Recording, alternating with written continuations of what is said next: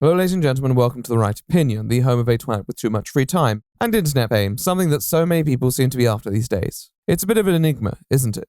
Throughout the many centuries of which the existence of media has been prevalent and the notion of fame has evolved, humans have idolized a variety of figures from monarchs to authors to actors to musicians to sportspeople to models. There is such an eclectic mix of famous figures when we look back upon our history that it's impossible to really put them under one umbrella. Yet in the recent times, an occupation has arisen that appears to do just that. That being of the humble content creator.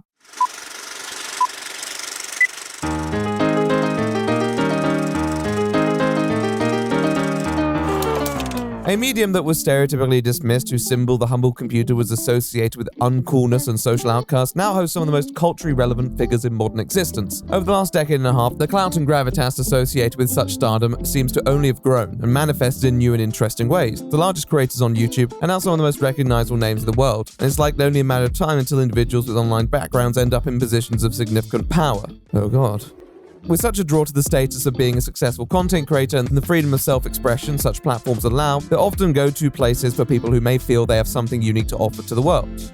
What is also so fascinating about the label of content creator is that you can create content that falls under the definition of any of the aforementioned occupations. You can specialize in established fields that have plenty of their own prestige, but still primarily identify as a content creator, because you made the decision to upload that self-expression to YouTube, TikTok, Instagram, Twitter, or anywhere else at that. You'd be hard-pressed to say that a creator like PewDiePie really has anything in common with a creator like Lily Singh, and yet they are still both creators at heart. So what is it that really defines a creator from just being another industry professional? Well, I suppose it's that they're an entertainer. Being the best at something is different to being the most popular at something, and that's not necessarily a bad thing. Bill Nye, the science guy, may not have the same influence on the scientific world as someone like Einstein, but he's likely inspired people in ways that Einstein could not. Needless to say, YouTube's presence has redefined the notion of success in certain fields once more, and given a chance to people whose professional careers may have been over. But what happens when the professional seems at odds with the popularity that one may desire? Enter stage right, Trevor Jacob. Hey, what's up? I'm Trevor Jacob. I'm from Mammoth Lakes, California. I'm a professional snowboarder. Back in the day, Trevor Jacob was one of the most competitive figures in the world at his sport, which, if you can't tell by now, was snowboarding.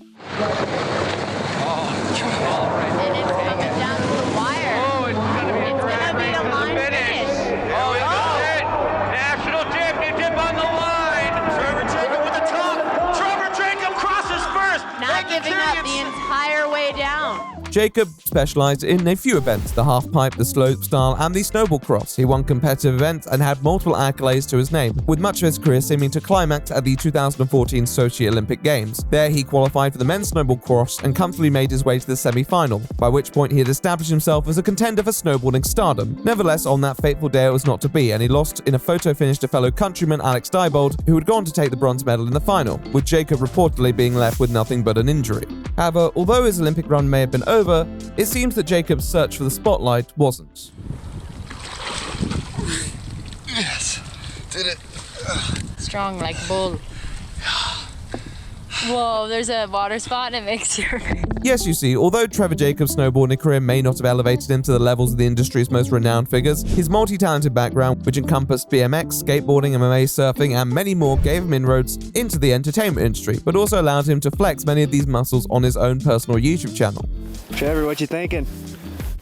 I give some props to Andy Hetzel and Temple Cummins for sending this thing like 20 years ago. But we just finished up the runway and looking good, so. He'd always shown an interest in the media world from his early days and was by no means camera shy. He'd regularly take interviews and talk about his career aspirations. Originally using his channel What's Up Bro Dude Hi to upload a variety of stunts and share experiences, he garnered a following of sports fanatics who admired his versatility and his proficiency. Although Trevor Jacob was far from being a household name, he spent the first half of his career accruing a status and respect within his industry that would seemingly translate to long-term stability in positions that should provide him with a sustainable future. Yet when the 2018 Winter Olympics came around, it seems that he had other plans in mind.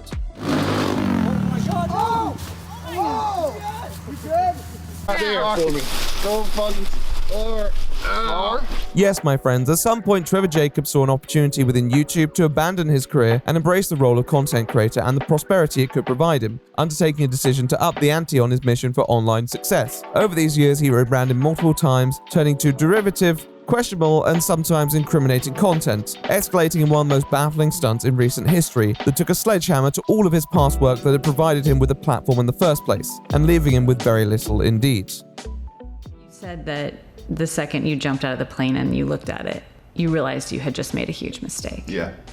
So why then did you decide to upload the video and share said mistake with the world? Many online seem to know about that fateful moment that would change his life forever, but many don't know what came before and what came after. Well, latitudes, longitudes, and all corresponding coordinates, that's what I intend to do today. So if you'll be kind enough to join me, I think we should take a flight inside the mind of Trevor Jacob and what he did for a sponsor.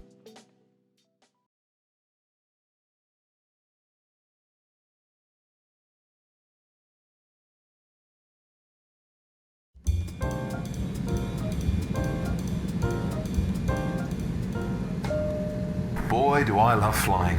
The perspicuous detachment from the terra firma below, the intricate inner workings of this machine's mechanisms. When I think about it, I'm not sure that there's anywhere else that I would rather be. I can't wait to go and see Julie and the kids. I really hope that she's cooked up some of her butter-basted burgers, but boy, sometimes I think that I could just fly around here forever. I'm high on life and nothing could possibly ever bring me down. Ever. Fuel at 50%.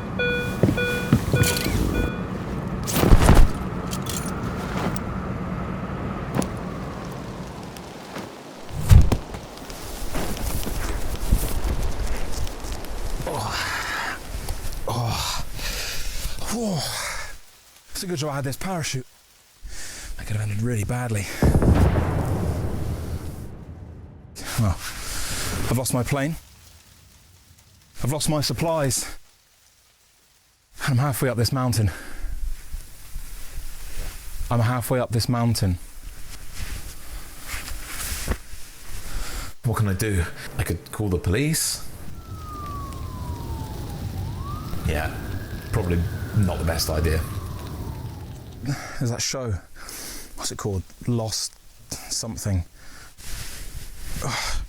Maybe that'll help me survive.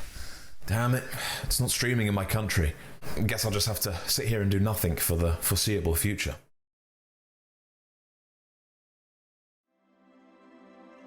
Chase. Chase. I am here to help you. God? Yeah. Lord, tell me what to do. I'm stranded here on this mountain with no signs of life. How can I make it out of here? Well, you wanted to watch Lost, right? Well, yeah, but that's kind of besides the point. Sometimes we all find ourselves in situations where the content that we desire is so near, yet so far. That's where Surfshock comes in. They provide the ability to change IP addresses to different countries so you can have access to articles, media, and content that would otherwise be out of your scope. Maybe the media you want has a price on it that you feel is a bit steep. Well, feel free to sidestep price discrimination by installing Surfshark VPN and switching to a country with more affordable options or more expensive transactions like flights. With 3,200 servers in over 100 countries, you're really spoiled for choice. If Surfshark VPN can't change your life though, they have a 30-day money-back guarantee, which is great, especially when you're lost in the wilderness and might die. Surfshark has your back. Yeah, thanks, one of the gods. But what about this mountain? What do I do? Psalm 121, my son. I lift my eyes up to the mountains. Where does my help come from? My help comes from the Lord, the maker of heaven and earth, and Surfshark VPN. What? Just watch Lost already. Click the link in the description below or scan the QR code and use code OPINION for an extra 4 months free at https://surfshark.com/opinion. That's https://surfshark.com/opinion.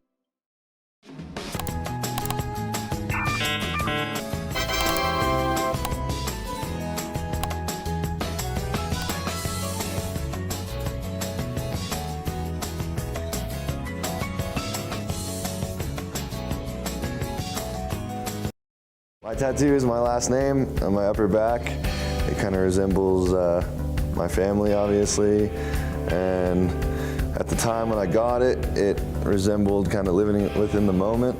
The name Trevor Jacob doesn't draw too much recognition from a large cohort of the population for good reason. But when he arrived on the scene, Jacob was one of the most exciting prospects not just in American snowboarding, but in the American sporting scene in general. Trevor Jacob is kind of an instigator. He's up for anything. He's got a lot of skills.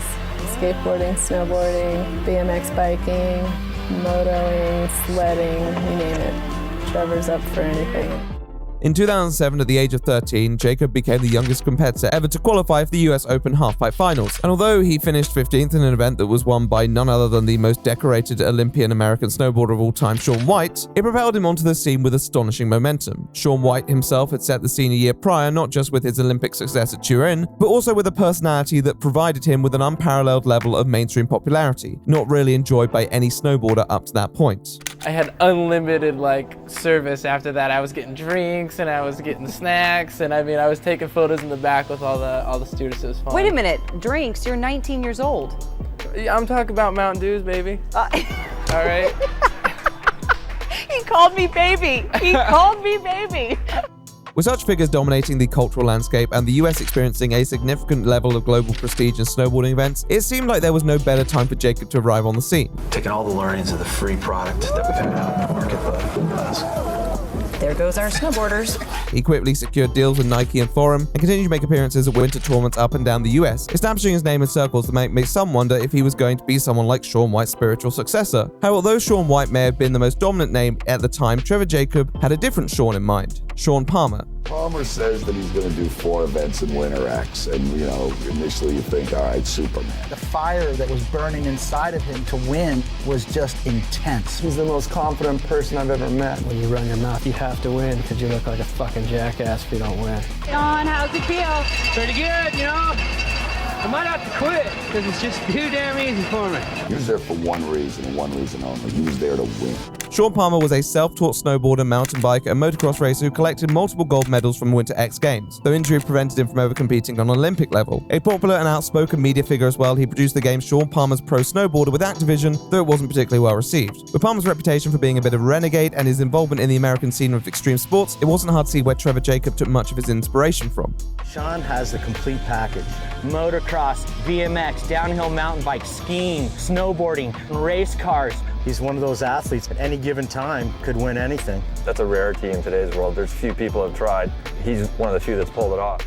Like Palmer, snowboarding wasn't Jacob's only interest, and he regularly participated in other extreme sports. This made him a hard individual to tie down. In an interview, Jacob mentioned how he often had trouble acquiring sponsorships because many wanted to constrain him to the slopes, when Jacob's interests extended far beyond that. Although this caused progress to stagnate a bit on the snowboarding front, it provided him with the freedom to pursue other interests that mattered to him, which regularly pivoted from one sport to another. However, one thing that did seem consistent was his desire to push himself to the limit, and there was more than enough space to do that. Extreme sports was also experiencing quite the renaissance in the 2000s, not just due to the purported coolness of athletes and public figures who partook in them, but also due to shows like Jackass that chose to portray stunts and antics at their most unfiltered and raw. The soil couldn't be more fertile for someone like Trevor, who had a capacity to grow into a renowned athlete or a professional stuntman. But how would he consolidate these interests? Well,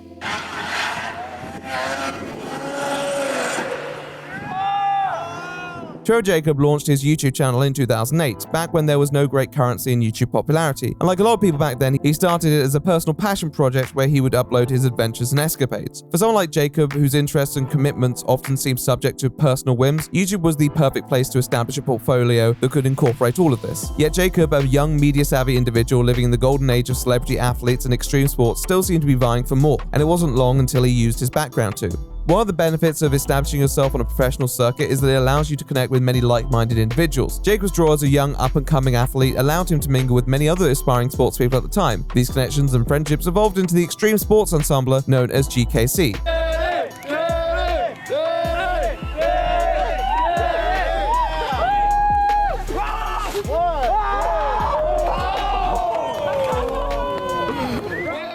GKC, short for Getting Kinda Crazy, was a collective that followed in the footsteps of shows like Jackass, which featured Jacob and his snowboarding pals trying out a variety of stunts and projects that often involved makeshift structures within the naturalistic world. Although it was commonly compared to Jackass, there were definitely elements that harken back to pioneers like Evel Knievel. Uploaded to Jacob's channel, most videos didn't draw too many views on the platform. However, a few viral videos did make waves, including one where Jacob jumps a train and one where he claimed to be the first person to land a double backflip on a skateboard. This was picked up by ESPN at the time, though doubt was subsequently cast passed on to whether it could truly be considered that. Nevertheless, alongside his other content, it still drew plenty of attention from others in the industry, and GKC continued to draw a decently sized audience, while Jake himself managed to secure a guest spot on the MTV show Nitro Circus, which again marketed itself as a more refined jackass with professional athletes. Flipping bleed's not that bad. I don't know what those guys are. See, I think you just gotta have a little bit of weight, carry you down. I did it 3 times, no problem.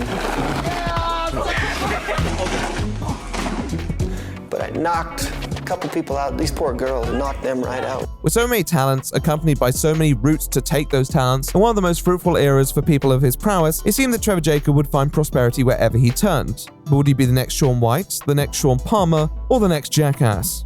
Let's find out.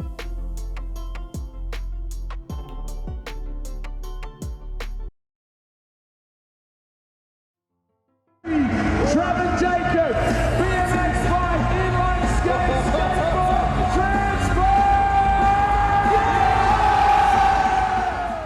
Trevor Jacob did find himself in a bit of a dilemma. Whereas many professionals possess a specific area of expertise that they can nurture without a second thought, Jacob had multiple disciplines in which he seemed to excel in when he put his mind to it. Although this indubitably was a strength to an extent, he couldn't afford to spread himself too thin, because even if he was the most organically talented person on the planet, there are people who are willing to work harder than Jacob, who was a bit of an easy rider. GKC is basically a group of kids that were inspired by films like Jackass and Creatures of Habit and Krusty Demons and Nitro Circus.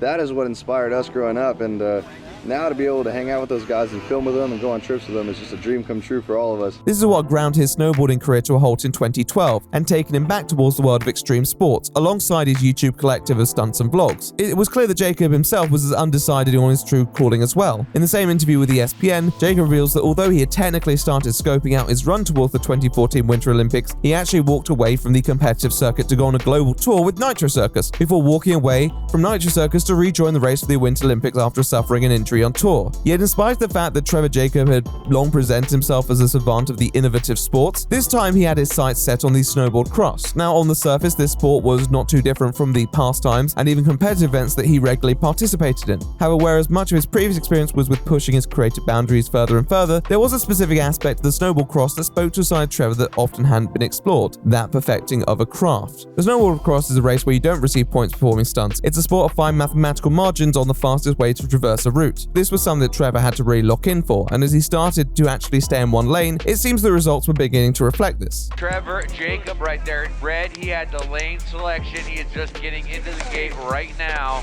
At the start of 2013, only a month after he had resumed his training, and in his 5th race ever, he won the title of US National Champion at the Canyon Sprint Grand Prix. If anyone else was in Jacob's position, you'd think that this was a sign for them that they needed to commit more time than ever to actually maintaining form. There were likely a lot of coaches who may well think that this guy was ready to compete. Yet Jacob's focus always seemed to be elsewhere. He continued to upload content on his YouTube channel, and in December 2013, with months until the actual Olympic ceremony, Jacob returned to Nitro Circus to perform one of his most dangerous stunts yet. We just went up the ramp and it was so compressed that all of a sudden I don't remember anything, and then I'm just floating in the air. Riding a motorcycle up a practically vertical ramp towards an inflatable surface, he flew off course when parting with his bike, only managing to correct his course by kicking a tree mid-air. If he had missed the surface, he would have likely suffered at least life-changing injuries. And yet again, barely a month after his near-death experience, he returned back on tour to win his first Snowboarding World Cup event in Val Nord for what was only his 10th World Cup start, beating Andorran favourite Louis Marin on his home turf, or home snow. This astonishing burst of form after what had been a bit of a lull made him one of the favourites to be selected for the American Winter Olympic team, and less than a fortnight later he was one of the 4 individuals announced to compete in the men's snowboard cross at Sochi.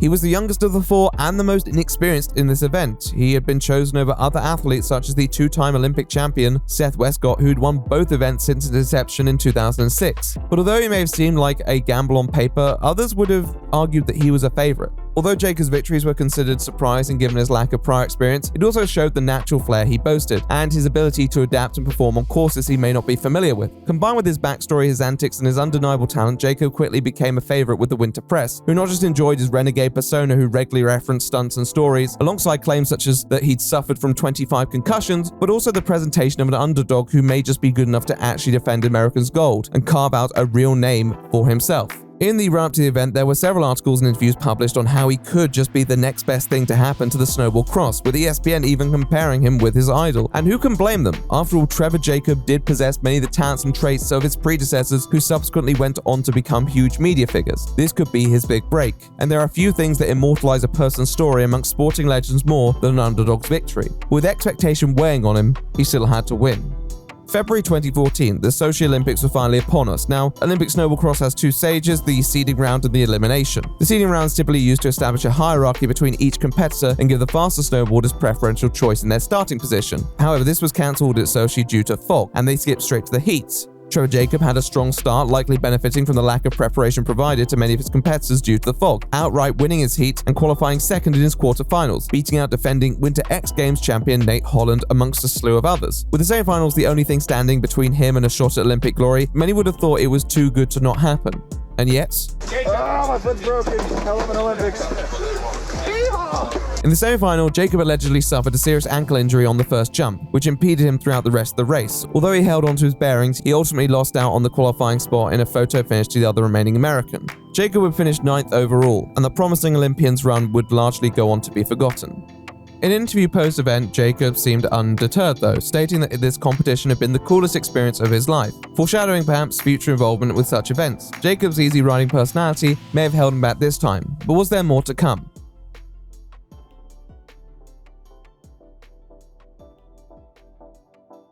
Defeat is never easy to take on the chin, and although he was given a hero's return at his hometown, the frustration of having to wait 4 years for another chance at such greatness would understandably irk the most patient individual. But as noted, Jacob was the youngest on the Olympic team by a significant margin, and many popular athletes perform at the highest level in their sports well into their 30s. Jacob was 20, he had nearly the whole of his professional career ahead of him. How would he use it? Well, although Jacob took his defeat on the chin, there were no real signs that he was in a hurry to return to training for the next Olympics. And even on the run-up to the previous Olympics, he was still regularly distracted by the allure of the camera. And in the coming years, although he continued to dip his toes into the snowboarding world, he also spread his time between that and other extreme sports, continuing to be a rotating cast member on Nitro Circus.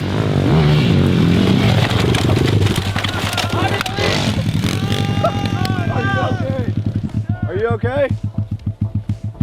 How does this happen? How could that have gone so bad? I think you hit me.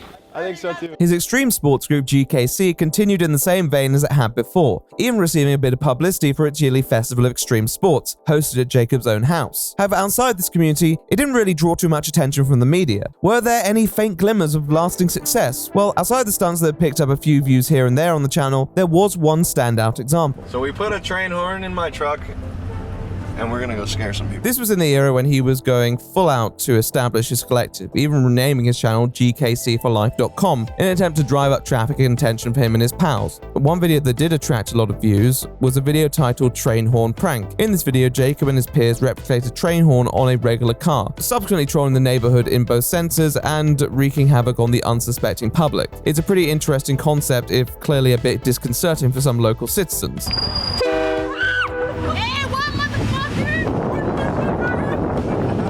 Nevertheless, the prank is also set apart by the fact that after terrorizing their local district, the police are called and subsequently apprehend Jacob and his peers. Oh shit. Cops. Cops. Oh, fuck. Put your seatbelt on. Put your seatbelt on. Oh shit.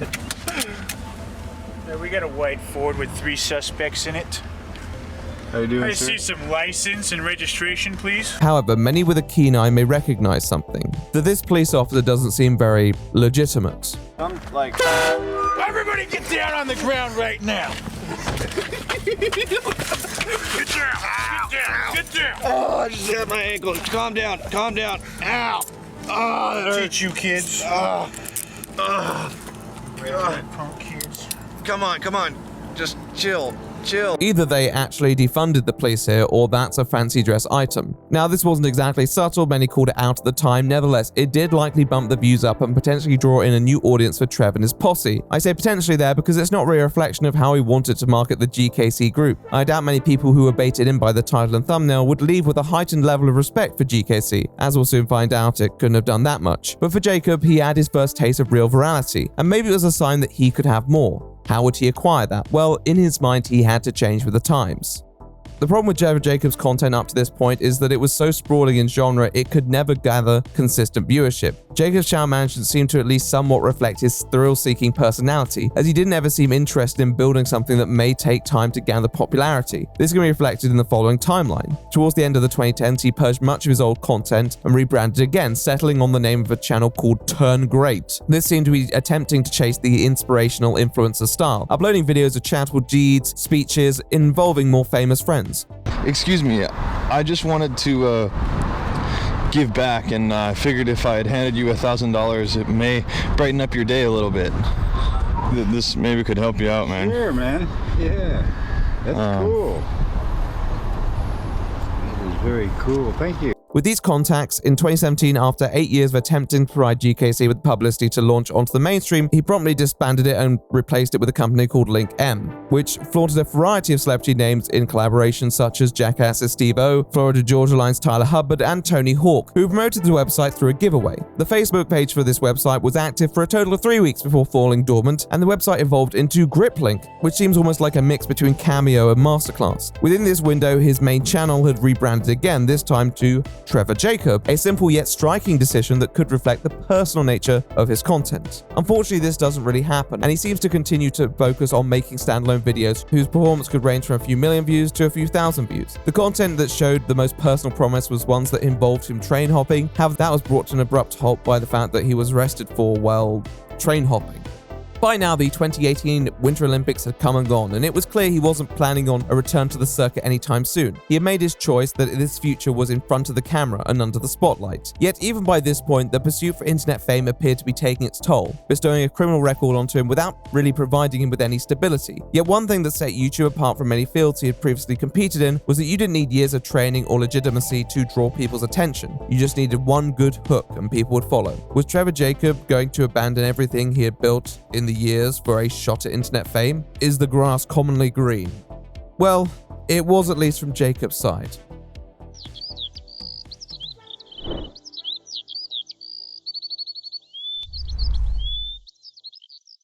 All depression and sadness and any negative emotion really is that life's not going the way that you imagined it to have. And so when you realize that your expectations are creating a void, a gap in the way that you're feeling. And so you're feeling lack. And when you're feeling lack, you're also feeling, dissatisfied. And if you can become aware of that, that's a huge thing. Trevor Jacob had successfully nailed the art of creating content that could be viral. However, the problem that he was continuously encountering was that nobody was watching his content for him. Any videos that advertised his name typically didn't perform too well, and he often had to rely on the allure of the subject to draw viewers in. Jacob wasn't entirely happy with that, but was suffering from some internal conflict, as he would often post videos that featured him speaking personally, but still seemingly exaggerating or muddying the waters. He seems to have nearly died a lot, needless to say, and many of these worst performing videos have since been deleted. I can think of so many people off the right now, is like they had success young,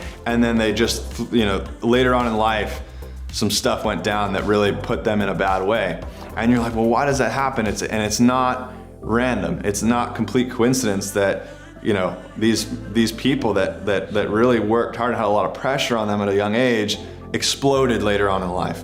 And I'm very lucky to be able to even sit here and talk about this, because my path has been so brutal and so gnarly in that way that I've had to figure that out for myself. With much of his thrill-seeking behavior somewhat limited by his prior run of the law, much of his most successful content then began to manifest into story times on his life, such as his work with Travis Pastrana and Nitro Circus, and antics that he'd previously uploaded onto his channel. These stories weren't exactly uninteresting, and many of them seemed rooted in truth, but there were others that seemed to arouse a few suspicions here and there. I will start off by saying that this story may or may not be true. Wait, what? The only reason that I'm telling this story is to benefit somebody out there that may have not thought about this like I didn't think about it. It's a blessing, I think, that this wasn't on film. I had the GoPro faced at me. And then right before this happened, for some reason, I turned it outwards and pointed it the other direction. Did I mention that Jacob was also a licensed pilot? Yeah, we'll return to that in a bit. But anyhow, in this video titled I Brought My Dog Flying, parentheses bad idea, though originally named I Almost Died in a Plane Crash, he recounts a story where his dog jammed the piloting controls, and also says this very strange phrase. He talks about this story like it panicked and traumatized him, shows footage like it was personal to him, and yet everything provided is either before or after the incident at hand, and the dog, which he repeatedly says on camera was extremely upset by the flight, like a dog hypothetically could be, looked completely unfazed in all the footage shown. It's not standalone proof Jacob was lying, but by this point his reputation for bending the truth and exaggerating was becoming a bit more apparent. He'd always been a guy whose statements appeared to be quite bombastic, with his 25 concussions comment being mitigated by his parents a few years prior. But when it was used in a YouTube video, it felt more like a ruse to drive up the views. I'm gonna just jump on and surprise these guys, and I'm gonna land on the chairlift with them. Kind of not thinking, oh, if I jump onto this chair, it might knock them off, or like anything like that. Not very thoughtful 16-year-old me. Another one of his story times about how he ended up being stuck on a chairlift features footage which doesn't really reflect his own testimony, footage that he himself uploaded a decade before. And there's it's probably, 15 seconds has gone by at this point, and now I'm not joking you, probably 70 feet off the ground. And I'm holding on with, you gotta think, I have snowboard boots on, full snowboard outfit on, a snowboard on, and it's not just my body weight. That stuff actually weighs quite a bit when you're hanging on like that. Now, I think there was a risk of injury had he jumped off a place of an elevated height, but there's no reason to claim you're 70 foot off the ground when it's visibly much less. Additionally, Jacob claims this incident occurred when he was 16 as an example of something he did as a dumb teen, because it's still pretty reckless to throw yourself onto a chairlift like that for a multitude of reasons I need not state. Yet the original video was uploaded in 2013, around the time that the launch, which is the event he was attending, would have been going on that year. And although you could argue that it could have been an upload from an archive, all other circumstantial evidence aside, the fact that he appears to be sporting a new snowboard, which didn't even make its commercial debut until around the turn of 2014, would certainly raise a few eyebrows. Additionally, Bear Mountain, where this happened, didn't open until November 2010, when Jacob would have been 17. It seems this story has more holes than Emmental. Although the details don't feel consequential enough to focus on at this point, it was still an example of how his approach to content creation was evolving. He took a situation in which his behavior may draw criticism and hindsight, and mitigated the circumstances to paint his character in a more favorable light, while drawing more views by rejuvenating an old, interesting topic. I was 16, and hear me out, but I straight up got kidnapped.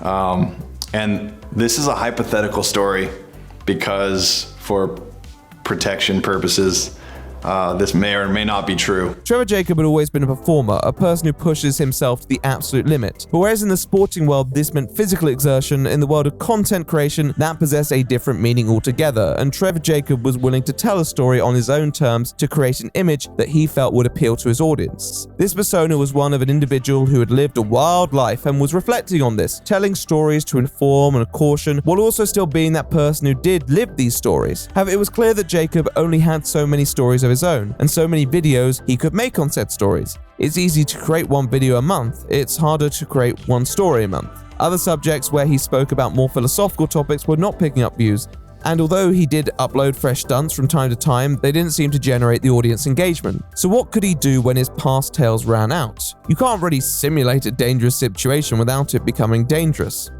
Can you? I think it's time we introduce another individual to the story. So we're waiting for the weather. This is Johnny Strange.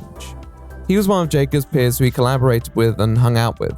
He was a quintessential extreme sports dude who pushed himself to the limit in every domain.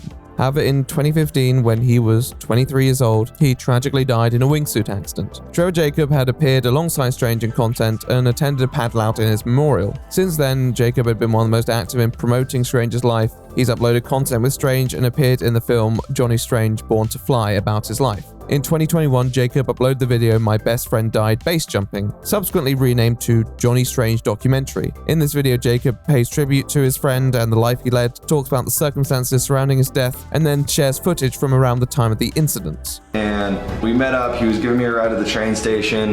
This was about a week before his trip, and something just didn't seem right. So I took out my camera and I just filmed a clip of us driving, and I really was just thinking about, how much I cherish these moments, being next to my best friend. Some might be a bit skeptical as to the intent surrounding this upload, particularly given Jacob's nature at this point and the fact there was already a Johnny Strange documentary. But many felt that it was a touching eulogy to someone close to him and a cautionary tale on the dangers of pushing the limit for that rush of adrenaline. With all their history and camaraderie, it only made sense then when, in November 2021, Trevor Jacob decided to make another touching gesture to his memory.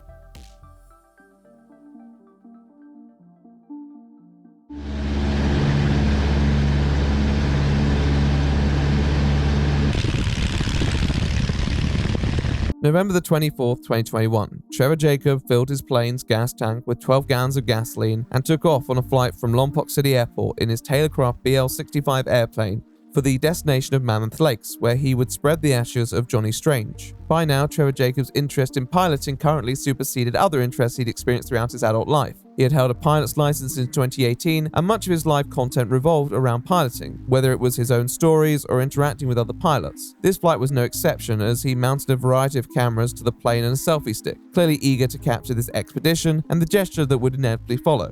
However, unlike most of Trevor's trips into the sky, this one would hit a snag. You see, Jacob's aircraft of choice that day was a bit ill-advised, as many would report it was in need of a bit of maintenance. Now, just because an airplane is faulty doesn't mean it's going to completely break down, and in most cases they do not. In an unfortunate twist though, this was exactly what was about to happen. Around 30 minutes into his flight, the engine of the plane in question stopped operating. Jacob had not been following a road on that day in an attempt to shorten the flight time, and the rocky and uneven landscape surrounding him gave him no easy option to immediately land. At this point, he realizes that he is running out of time and supposedly attempts to radio Santa Barbara approach to inform them of an emergency situation. After no response and 20 to 30 seconds of continuous loss of altitude and speed, Jacob, who was fortunately equipped with a parachute that day, decided he had no other option but to parachute to the ground to save himself.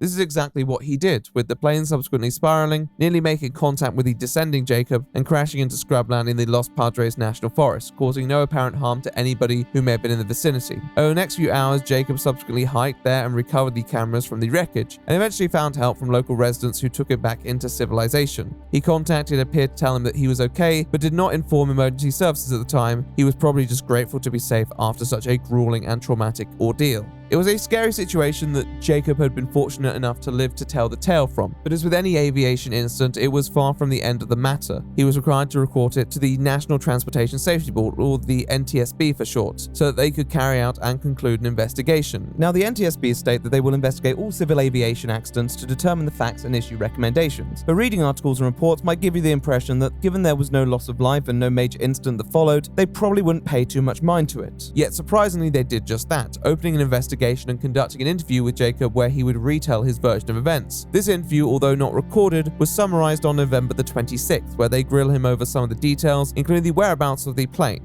something that Jacob claims to not be aware of, and his decision to not contact any emergency authority despite having phone signal, to which Jacob responds describing himself as an outdoorsman who did not want to burn emergency authorities. One detail that Jacob cannot explain though is why the emergency locator transmitter, the ELT, did not send an alert despite being equipped to the plane. It was clear that there was some unanswered questions. Not too soon after this interview, the Federal Aviation Authority, or the FAA, also opened their investigation. On the 30th of November, Trevor Jacob filled out an NTSB report explaining the circumstances surrounding the incidents, and filed a statement in which he recounts the events of the day in more detail, and elaborates on his decisions and feelings surrounding the matter.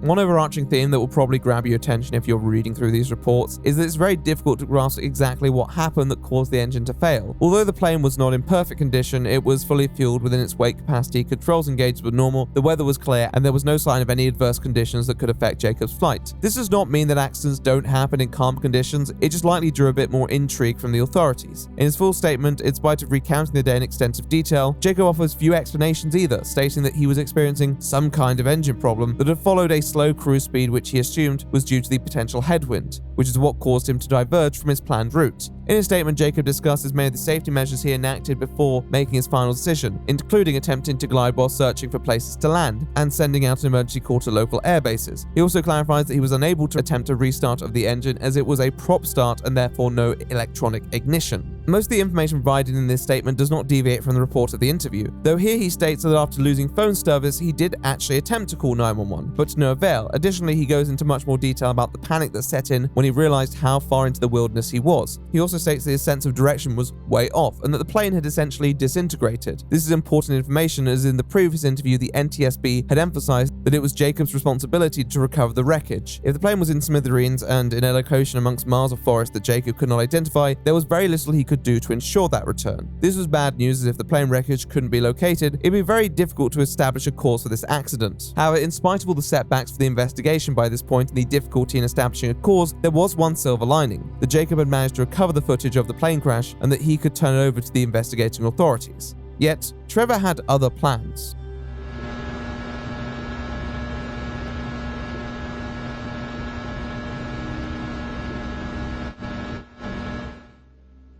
One of the details of the interview held on the 26th of November was the explanation for why he had equipped cameras on the aircraft. Although he made the flight primarily for his deceased friend, he was also performing the flight for a sponsor. Now, this isn't a particularly notable detail, many videos these days are sponsored, and although again it seems a little questionable to have a video about your friend who's passed fully sponsored, it's not really my place to speak on anyone's behalf. All the same, it seems that now there was an active investigation into the fate of this journey, that most of this information would be rendered rather irrelevant. After all, he'd have to upload the video to YouTube, and why would he do that now? What's happening? How's it going? My name's Trevor Jacob. We are here at the end of the runway. Gonna go fly the 1940 Taylorcraft up to Mammoth and do some paragliding, do some snowboarding. It's gonna be a super good time.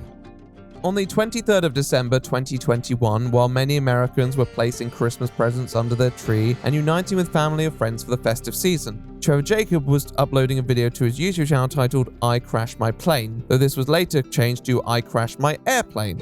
Unsurprisingly, this video included footage that he had taken on that fateful November day. It seemed a strange decision from the status of the still continuing case by the NTSB and the FAA, but much in Trevor Jacob form, if he could do something, he would.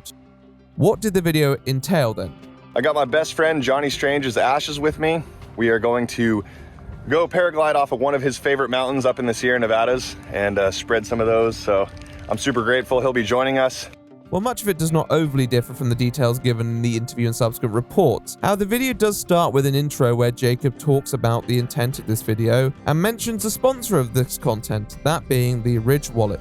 Got to give a shout out to the Ridge Wallet.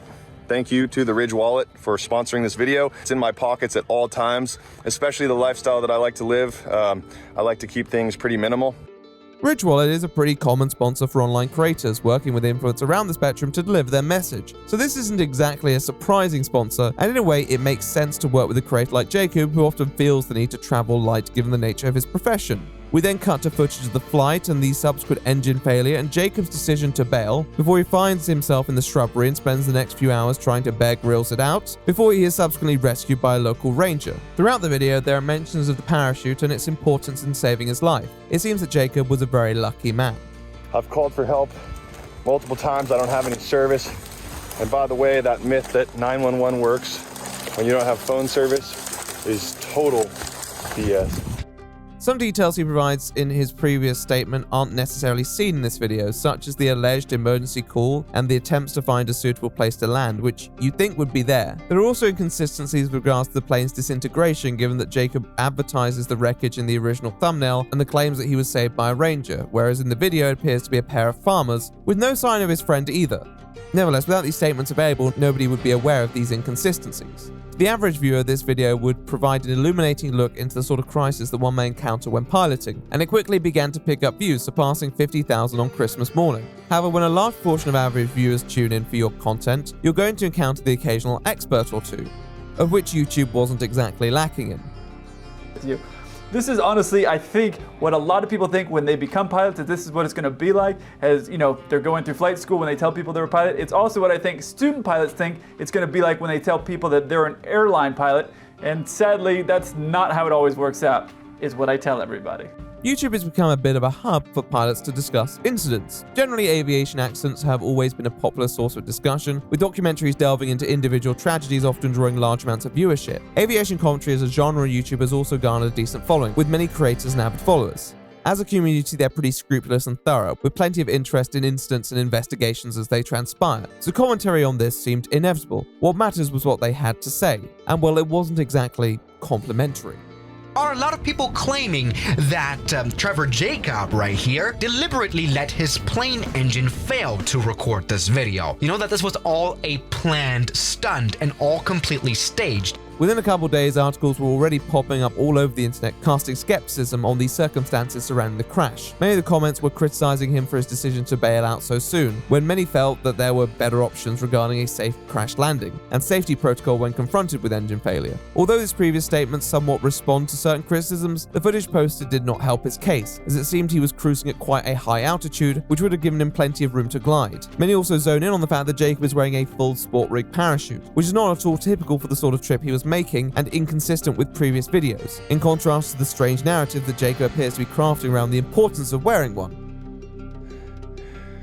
Taking in what just happened. Well, where the hell am I gonna land a freaking plane? I'm gonna die. That's why I always freaking fly with a parachute. The type of parachute he's wearing is not the one that you would wear in an aircraft that you sit on. This is like a skydiving parachute, so that's a little strange. Also, I don't know if it's just because my interests on YouTube are similar to what he's posting about, but I have seen some of Trevor's videos pop up on my feed before, and I don't recall him ever wearing a parachute in other videos. Further to this, many noted that all the cameras were conveniently pointed away from the cockpit controls and that this wasn't his usual aircraft, almost as if he didn't want it involved. Although again, there could be explanations for each individual disparity, all of these factors were beginning to stack up against him, with many claiming that our intrepid pilot had planned this all along. He's trying to hold the door closed right there. Can't do it. He's cussing because this is a very real, scary situation and it's no way staged. By now, it was abundantly clear that Jacob had not dealt with the crisis in an appropriate or proper manner, and more irregularities were beginning to appear in his story and the footage that he had posted to his YouTube channel. But was there anything that could be done about such behavior? He was a content creator, it was a plane that he just came into ownership of that did appear to have some difficulties. Would anyone be able to prove that he wasn't just being overly cautious and a bit irrational when he threw himself out of it? And why wouldn't he have cameras? He was a YouTuber after all. Maybe the aviation community would judge his actions as that for content, but would the FAA and the NTSB feel the same way? Would they be able to provide an answer beyond a reasonable doubt? And would they decide that such a stunt was worth prosecuting? Well, for that, they'd need Trevor's help.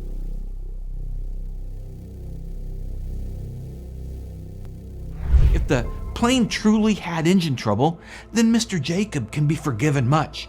But if it was intentional, look for the book to be thrown at him in a year or more.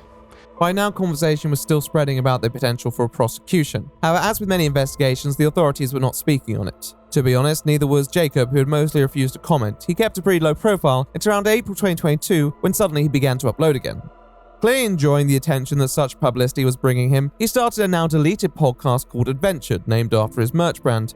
How original, where he talks about his life and times in a Q&A style. This sort of information would only truly be interesting if you were interested in Trevor Jacob, but at this point enough people were for Jacob to make a podcast about it, or they were at least interested to hear what he had to say about his recent escapades. Anybody who was interested though would have to spool through around 45 minutes of him rambling about his existence, with asides about his relationships and struggles, notably one between him and his former partner. I assume this is the one he says he cheated on in the title of a video that has been lost to the vaults, but I digress.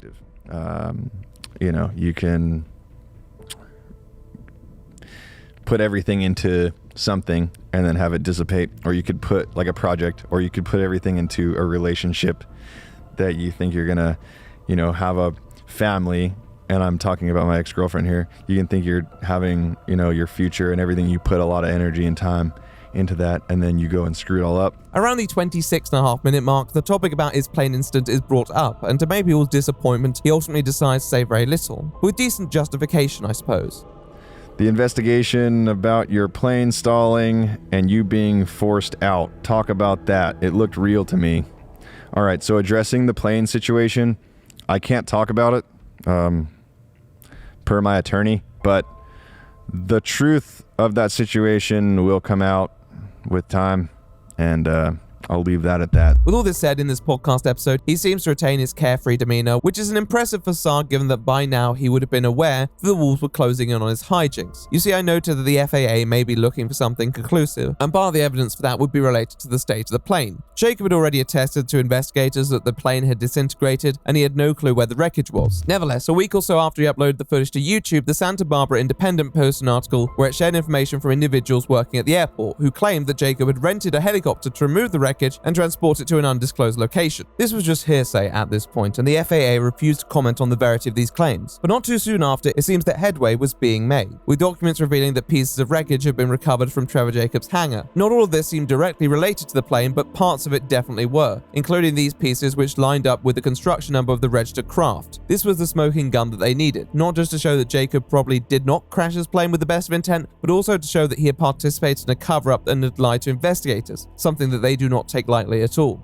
This eventually escalated on the 11th of April, with the FAA issuing emergency revocation of Jacob's license, accompanied by all the reasons they were doing just that, echoing many of the observations that had been made by YouTube aviation experts earlier on the year, and sparing little ambiguity in stating they believed he had crashed his plane intentionally. Emergency revocations are issued when the FAA views a person as a potential threat to the skies, but also wants to take time to proceed with the investigation. So although nothing was final at this point, it was certainly a sign of the direction that this was taking. It seems that Jacob was aware of the publicity that this news breaking would bring, which is part of the reason why he decided to upload the first episode of the podcast. However, it also seems some sort of attempt to control the narrative as well, because he seemed rather irritated on the 20th of April when the New York Times reached out to him and shared with him that they were now in possession of this document. Jacob replied to the reporter by inquiring into the acquisition of such information before proceeding to provide no further comment. A couple days later though, he would return to his channel again to upload another video. This one not a podcast episode, a return to the commentary story time on his past sporting antics, this time reflecting on the time he decided to participate in a couple MMA fights. Vehicle. You know, everything I've ever done is just like out of curiosity, like what is that like? What's that journey like? And that was the question. So I began to pursue that question with the intentions of like, yeah, I'm gonna go out and do some pro MMA fights, and I want to see what that's like. The video itself doesn't provide us much relevant information to the ongoing case, but in the description, Jacob states that his next video will be covering the revocation of his license, and it will be released in the next 24 hours. Many were not particularly concerned by this, more using the comment section to dunk on him and make parachuting jokes. However, true to his word, Jacob did upload a video covering the revocation of his license. In true Jacob fashion, he has his friend fly him to the post office to mail his license to the FAA, advertises his merch to pay attorney fees, plays a near 2-minute clip uninterrupted of a Good Morning America video into his case before weighing in with very short thoughts. I didn't think that just posting a video of an adventure gone south would ruffle so many feathers, but just know I got nothing but love for you. Adopting a "you mad bro" approach and wearing a shirt that can be abbreviated to FAA, he offers very little commentary again, before switching back to another 2-minute clip from NBC. He then again provides a response, reiterating his indifferent stance to their coverage. I'm sorry if I offended you, but at the end of the day, you're the one that chose to be offended. You have the freedom to not watch me, but you're watching me. So like, the video concludes with him handing back his piloting license, audaciously mentioning Ridge Wallet again, and then sarcastically thanking the aviation community for their support. We're here at the post office, gonna mail in my pilot certificate. The FAA is demanding that I send it back to them. So there's that. I guess it's one less card in my Ridge wallet, but also go to adventure.com, click on the products tab. If you want to get an always wear your parachute shirt, you can help me pay for attorney fees. Honestly, this may be one of the most surreal response videos of all time. I just want to thank you for being Pilot Command today. Also want to thank everybody watching this for the unconditional support, especially from the aviation community. I love you guys. I couldn't do this without you. So much love. We'll see you next time. The shameless re-uploading of content, the almost certainly unauthorized name drop of a sponsor, the flogging of merch, the bitterness towards the aviation community for something that he clearly didn't feel was a big deal, its message is quite clear. Jacob has no apologies at all, and he is embracing his role as the villain of the aviation community. And maybe that's what he wanted. Finally, a defined character, positive or negative, he drew publicity. He'd already lost his piloting license and much of his credibility, so it wasn't like there was much else to lose. Was there?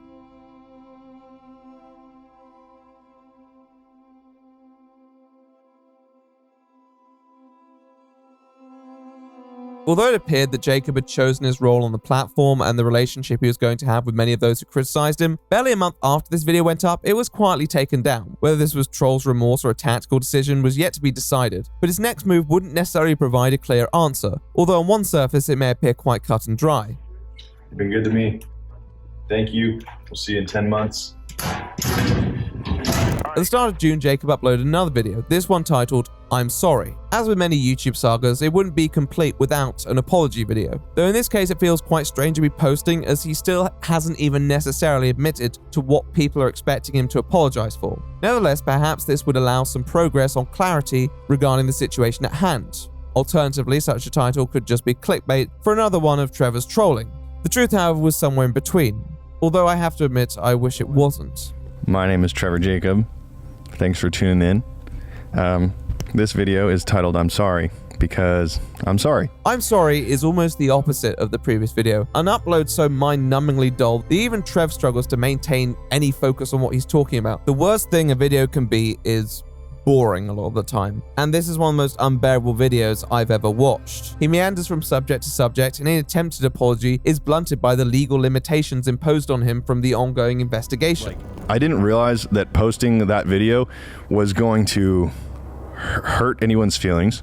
I didn't realize that it was going to like deeply anger not only the aviation community, but like people in general. The most I can say in his favor is that he does draw out an apology to his audience for uploading the plane crash video in the first place, and expresses remorse that he ever caused any offense or upset, a serious departure from the previous upload. The long story short is I'm sorry, and I'm deeply sorry. I apologize.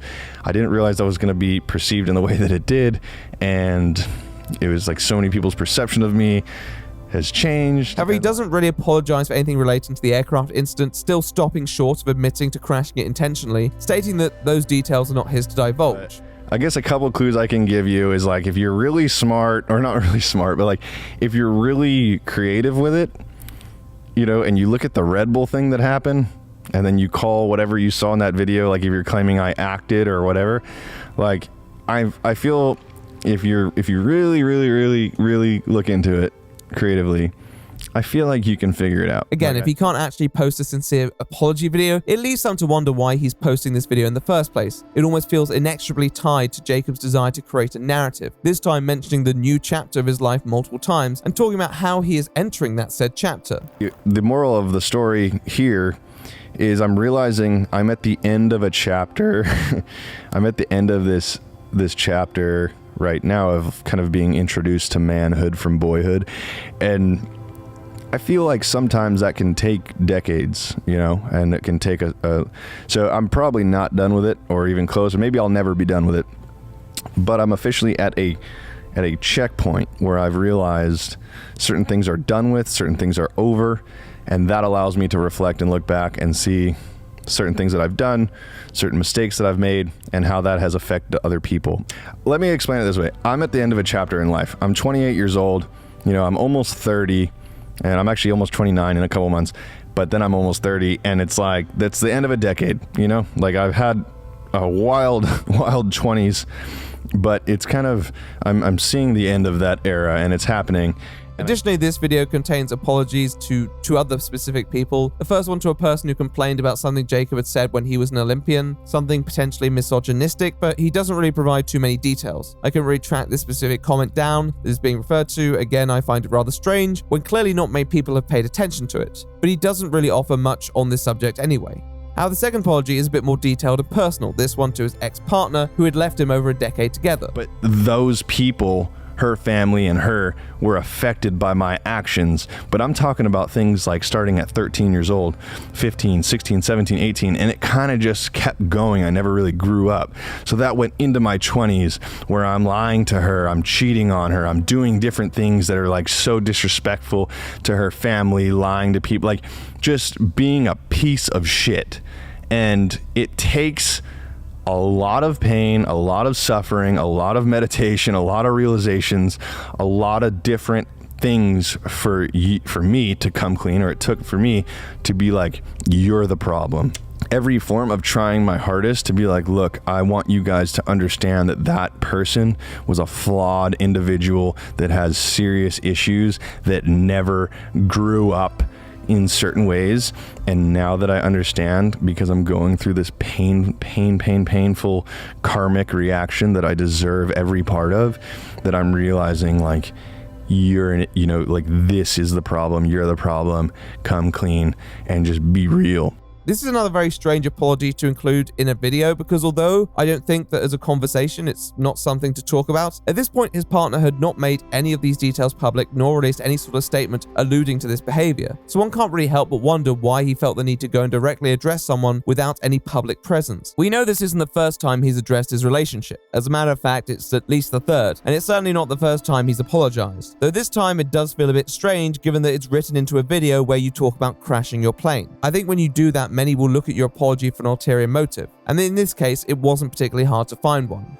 Long story short, but even though it's probably going to be long, is that when that ended, not only did things get crazy, I went crazy. I went mentally insane, and that also is responsible, I would say, for me not caring about anything and doing certain things. And I would say that I was actually like probably insane for a little bit, just because life sets in and reality sets in and you don't really care, because you think like, man, I put all my time and energy into this situation in life and it's over, it's done. Like, these people raised me, like helped me become a person, like were there for me in the hospital, multiple, like not only that, but like everything, drive across the country for me, let me live with your family when I had not, like, and then I go and stab you in the back as much as I can. That's a little immature little bitch kid that didn't have a grasp on reality. And now that I've lived enough life to realize where I actually stand and who I actually am, you go back and you want to just say sorry and apologize for like whatever lessons I had to teach those people for whatever reason. You're just like, I'm sorry. Embedded in the apologies and acknowledgements were references to the incident at hand and implications that part of the reason why he had ditched his plane and then uploaded the footage was because he had experienced a tough breakup and was wading through the aftermath of that. That this breakup impaired his judgment and led him to conduct himself in a way he wouldn't normally. This isn't completely unfeasible as an explanation, I suppose, but Jacob doesn't really draw a compelling link between the two incidents, and additionally, he framed himself as such a poor boyfriend in the relationship that he doesn't successfully depict a spiral, more just a continuation of reckless and inconsiderate behavior. I've done everything to try to show you how sorry I am, but this is the end of a chapter. There's nothing else I can do. Presenting all this under the guise of an apology to this person and a family only makes it feel more insincere, like he's desperately trying to prove that he's moved past that chapter in his life. But he clearly hasn't, because this isn't a conversation to have with thousands of people over the internet. It's just another ill-advised upload, and as apology videos go, still manages to not really address or apologize for what primarily concerned people, and barely a few months after, he was back to clearly not giving a shit. All I'll say about it is that Johnny Strange legacy continued on because Johnny was being mentioned in every single one of those news articles that were created over this thing. Yes, Trevor, free clout for your dead friend. I'm sure everyone's overjoyed. Did you crash the plane on purpose?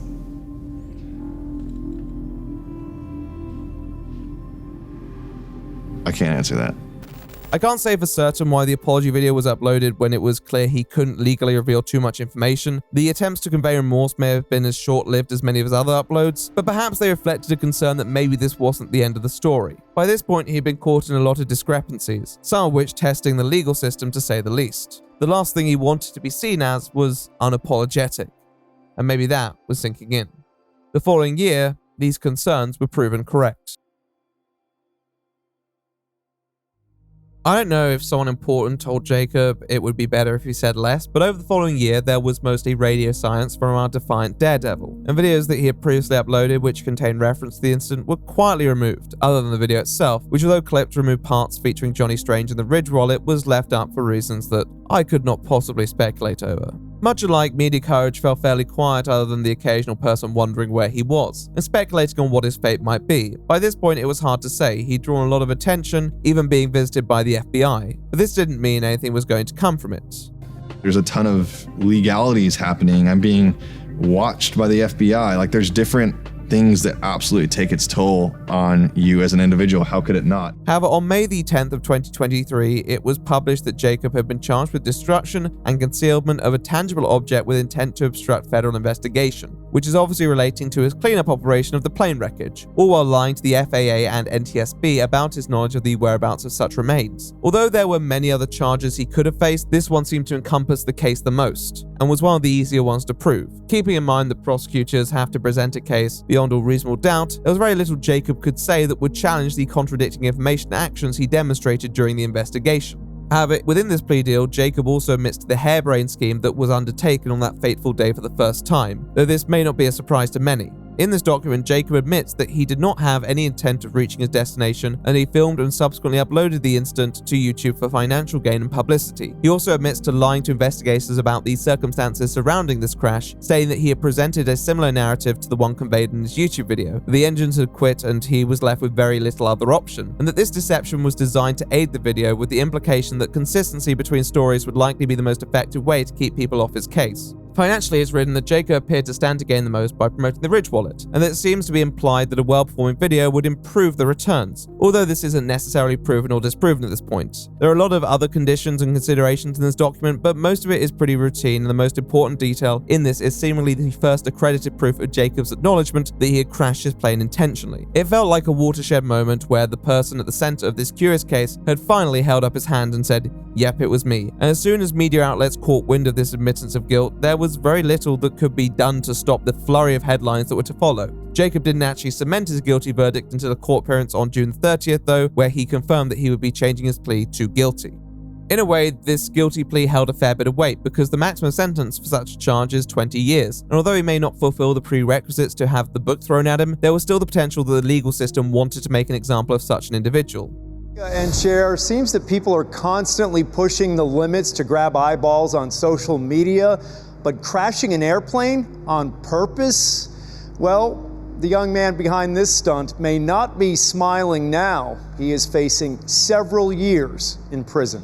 Motive is quite important when establishing breaches within the legal system, and one of the main factors in sentencing. In Jacob's case, the motive was attention and money, and probably the most concerning factor for all the courts was that in their mind, on a cursory look, Jacob had succeeded. He accrued millions of views, potentially made a significant amount of money if the video was monetized any stage, successfully promoted a brand, and possibly received a payout for that, though the reputational damage may have nullified their agreement. However, for as long as the video was up and Jacob affirms its existence by keeping it up, he had succeeded in some sense, and if the rewards are more fruitful than any punishment served up by the state, it could inspire future incidents from people who wish to cement their status in the history books, and maybe some more sophisticated attempts to simulate accidents that could actually result in casualties by people with even less regard than Jacob. It also didn't help that Trevor's prior misdemeanors for train hopping would likely factor into his sentencing, meaning that his record was not completely clean.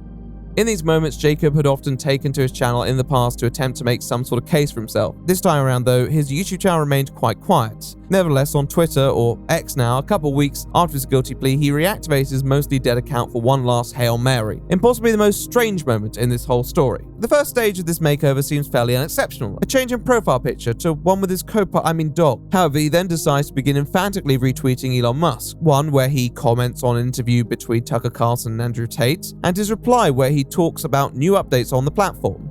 He then puts out a post stating that he's back on Twitter supporting @Elon Musk instead of the evil control freaks, tagging him just to make sure that Elon knew how much he cared. 6 days later, he retweets another Elon Musk tweet, this one where he's responding to a re-uploaded video that features Jacob performing a stunt. Jacob then replies to him, stating that although he's a bit late, Musk is always welcome to tag along anytime. I'm sure he'll be in touch.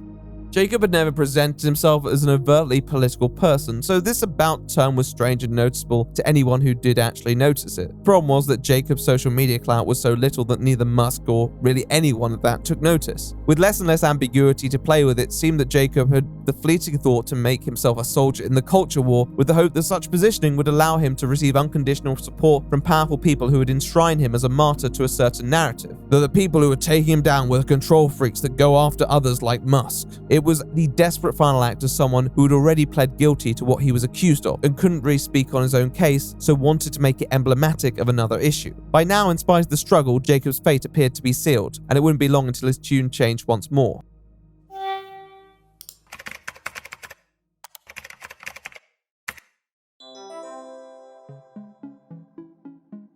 As Jacob's rather short-lived attempt to appeal to the cyber red pill clique fizzled out, the legal process continued, and with his plea agreement moved into sentencing. I'm not going to go over the details regarding this as it's all rather dry, but as noted, Jacob could be facing up to 20 years in prison. And as he hadn't exactly covered himself in glory by this point, his attempts to address the situation ranging from tragic to farcical, he needed to make a case that actually he had learned from his lesson, and didn't need too much time in the slammer to set him straight. In the sentencing memorandum, his lawyer made the case that the jail sentence was not necessary, and that he would be better placed to help the community.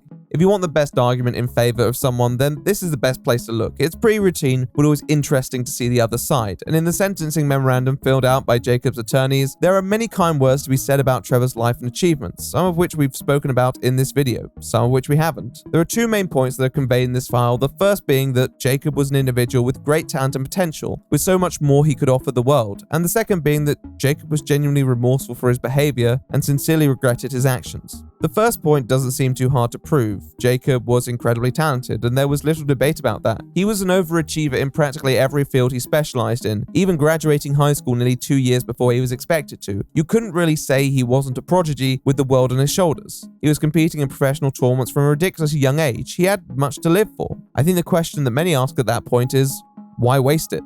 Well, this is where the second point comes in, and the one that is somewhat more difficult to prove, that Jacob feels sincere remorse for his actions. Going back over the 2 years following the incident, it's been hard to really identify any honest contrition for his reckless stunts. Nevertheless, how he handles these matters publicly may not reflect his private feelings, and many character witnesses express that Jacob has done just this, with even the attorneys noting that it is striking how many times they mention this. To me, it's not exactly striking given how massive a story it became and how much it must have been raised in conversation, but that doesn't alter the sentiments that many family and friends seem to attest to, and many follow on in the next few pages to vouch for the fact that Trevor is a selfless individual who has helped scores of people throughout his life and will continue to do so, hence why the defense requests that his sentence be 200 hours of community service, something that allows him his freedom but also ties him to a commitment of helping those around him. The letters from witnesses were submitted on the same day and reflect the defense's request for clemency. However, I think that ultimately all parties concerned would want to hear from Jacob himself, as the prosecution still held firm that he should at least face a decent bit of jail time. And on November the 27th, 2023, Jacob filed a letter of his own, addressed to the judge. Would this be the regret that so many in his life claim to see from him? Or at least perhaps a better explanation of what happened?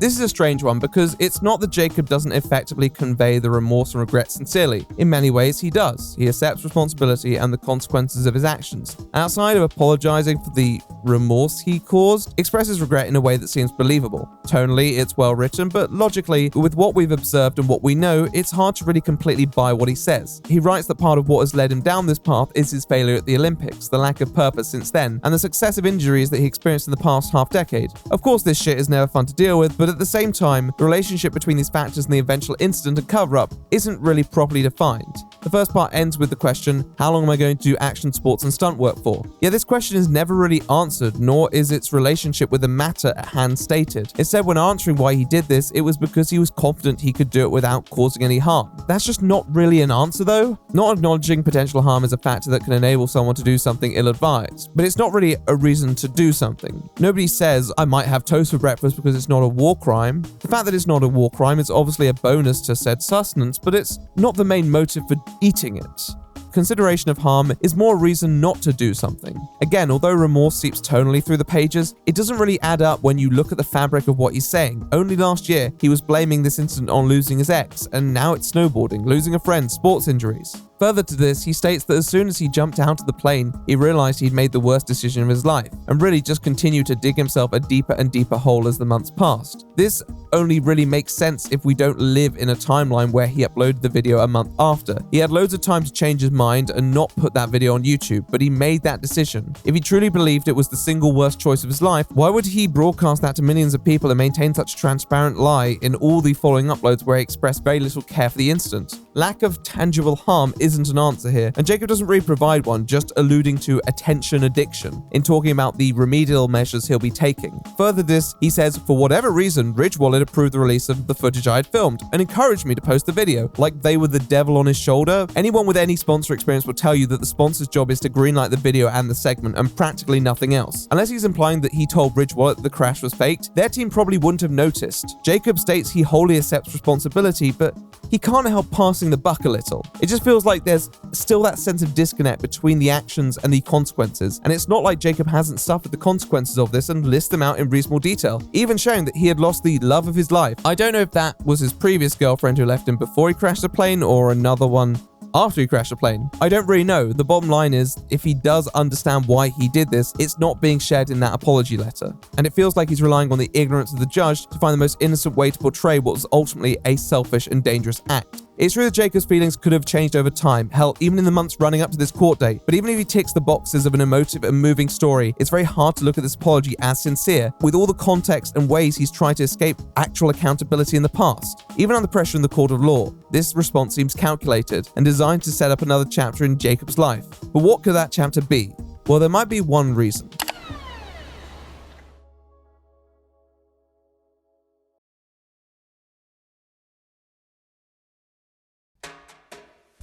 The main reason for writing a letter like Jacob had here was obviously to draw sympathy from the judge, who would inevitably have the final say in Jacob's sentencing. Although the prosecution and defense differed in what punishment they viewed as just for our dauntless desperado, he was going to be punished. And at the start of December, the judge decided that Jacob was to spend a 6-month stretch in the penitentiary, with 2 years of supervised release.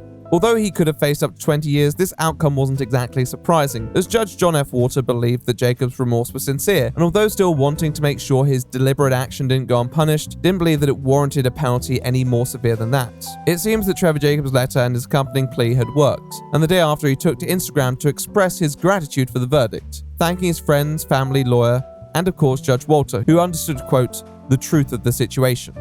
Nevertheless, this wasn't all, and in the statement he also pledges to teach the youth from his mistakes and the lessons he's learned, with the hope of changing society for the better. Wow, maybe Jacob has genuinely turned a corner. But wait, what's this? He made a video about it on his YouTube channel. Well, we'll have to see what that's about. Welcome to my life. Did not think that my life would be what it is today. This video is titled, I got my pilot's license back, but going to prison. Well, Trevor, you win some, you lose some. Posted on the day of his sentencing, the description reads, we learn from our mistakes. I thought I was grown up, but normally when you think you're something, or you think something's a certain way, it actually sometimes turns out to be the exact opposite. We're 10 days out from my federal sentencing.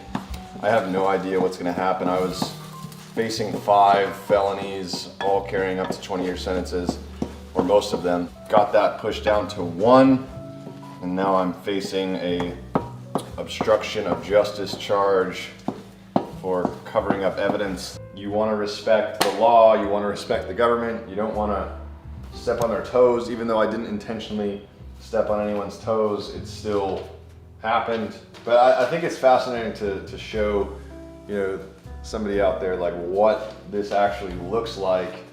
Now, as you can probably guess, this video was not recorded on the day of his sentencing. In fact, it seems to have been recorded in the days and weeks running up to it. Therefore, he's still somewhat vague regarding details, and this video still seems to be explaining the process, which is somewhat redundant given that we already know the outcome now. Nevertheless, I suppose it's intriguing to see the uncertainty. All the same, this means that we don't really see Jacob talk too much about his feelings on the outcome, and it also means when he does talk about the subject, he still doesn't seem to have a grasp on what people are annoyed at him about. This time kind of pushing blame onto internet copycat culture, still insisting that he alone didn't cause any harm through such a stunt. The biggest thing that I never really considered was the influence that can have on the younger generations. And there's so many kids that are getting influenced by what they see on the internet that, that has the effect to inspire someone to do something maybe harmful or evil. And I knew I wasn't going to hurt anyone, but I never really considered some kid out there might take this and run with it in a really bad direction.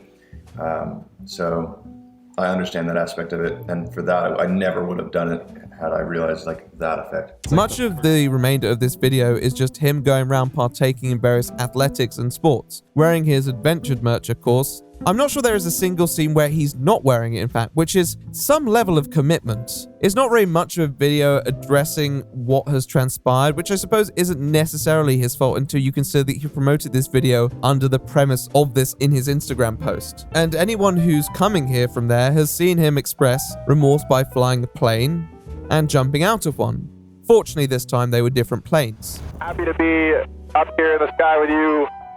Hell yeah. You're flying. I don't even need to do anything at this point. You can just jump out, honestly. Yeah, guess it wouldn't be the first time. Adventured shirts are going quick. Click the link in the description if you want one. Jesus Christ, I think I see why he deleted this now. I mean, there are plenty of reasons. Whether it's the fact that he technically hadn't regained his pilot's license, he was on temporary certificate, the backtracks like him claiming that he made sure there was no fuel in the plane, which, whether true or not, isn't credible because he had said otherwise when the narrative was convenient to do so, or just the very clearly intentional upload on the day that there would be the most press coverage around him, something that he has done before. If Trevor Jacob does feel regret for his antics, he doesn't sell it convincingly. He talks about the new chapter of his life, which isn't the first time he has, and clearly wants people to believe that he has turned a corner, but his actions always seem to indicate the opposite of his words, and although he successfully convinced Judge Walter he was sincere, it was clear that this was not washing with the general audience. In spite of this, he maintained much of this narrative into the new year, sitting down with ABC a few weeks before his prison term started, again talking about taking responsibility, but not really knowing what it meant. You said that the second you jumped out of the plane and you looked at it, you realized you had just made a huge mistake. Yeah. So why then did you decide to upload the video and share said mistake with the world? I was just grateful to be alive. And then I saw that the footage, didn't get destroyed. I may as well put this online, which was another terrible mistake. That's what the plea deal said, was it? That Jacob uploaded the footage because he was grateful to be alive. The dude is a seasoned stunt veteran who jumped out of a plane from a safe height with 2 parachutes. He states himself he had meticulously planned this to minimize harm. The fact that he managed to land safely was not a surprise at all, and I do not believe that he was surprised either. Yet despite the glaring inconsistencies, this video was once again underscored by a similar message. Let's learn from this mistake. Let's not get in this disgusting feedback loop of dopamine and adrenaline and views and clicks and likes. And I'm happy to be looked at as the idiot, to show kids like, hey, don't do this type of stuff. If there was one thing that has led to the judge, his upload on December the 4th, and his interview with ABC all had in common, it was this attempt to rebrand himself as patient zero of the anything for views mentality. He wants everyone to learn from the fact that he made a stupid decision and is now reaping the consequences of it. As a matter of fact, he encourages people to do so, to shine a light on him and his ridiculous behavior. Now, of course, he isn't patient zero. Plenty of people carried out dangerous and reckless stunts for attention before Jacob, and plenty have done so and will do so after. But again, it speaks to this intrinsic idea that Jacob doesn't really think about his acts in the sense of the direct consequences they possess, but more a twisted sense of inspiration and influence that Jacob seems to measure his acts in a way giving himself far too much credit and claiming that the concern is people copying him, not just the many concerns that come with intentionally crashing a plane and lying to investigators about it.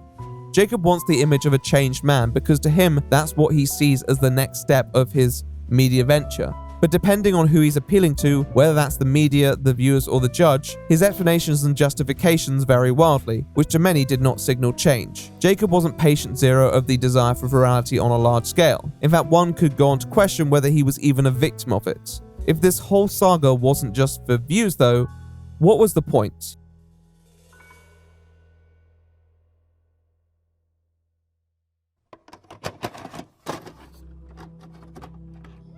So here we are. As of this release, Trevor Jacob has probably left prison, is likely readjusting to the world and maybe catching up on some lost time. Perhaps he's back to uploading content. I wish him luck with that, and can only hope they're not videos that change the trajectory of this video.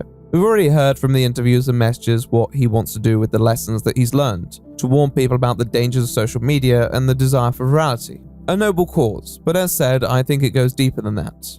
Pyrotechnics shooting out of a flying helicopter.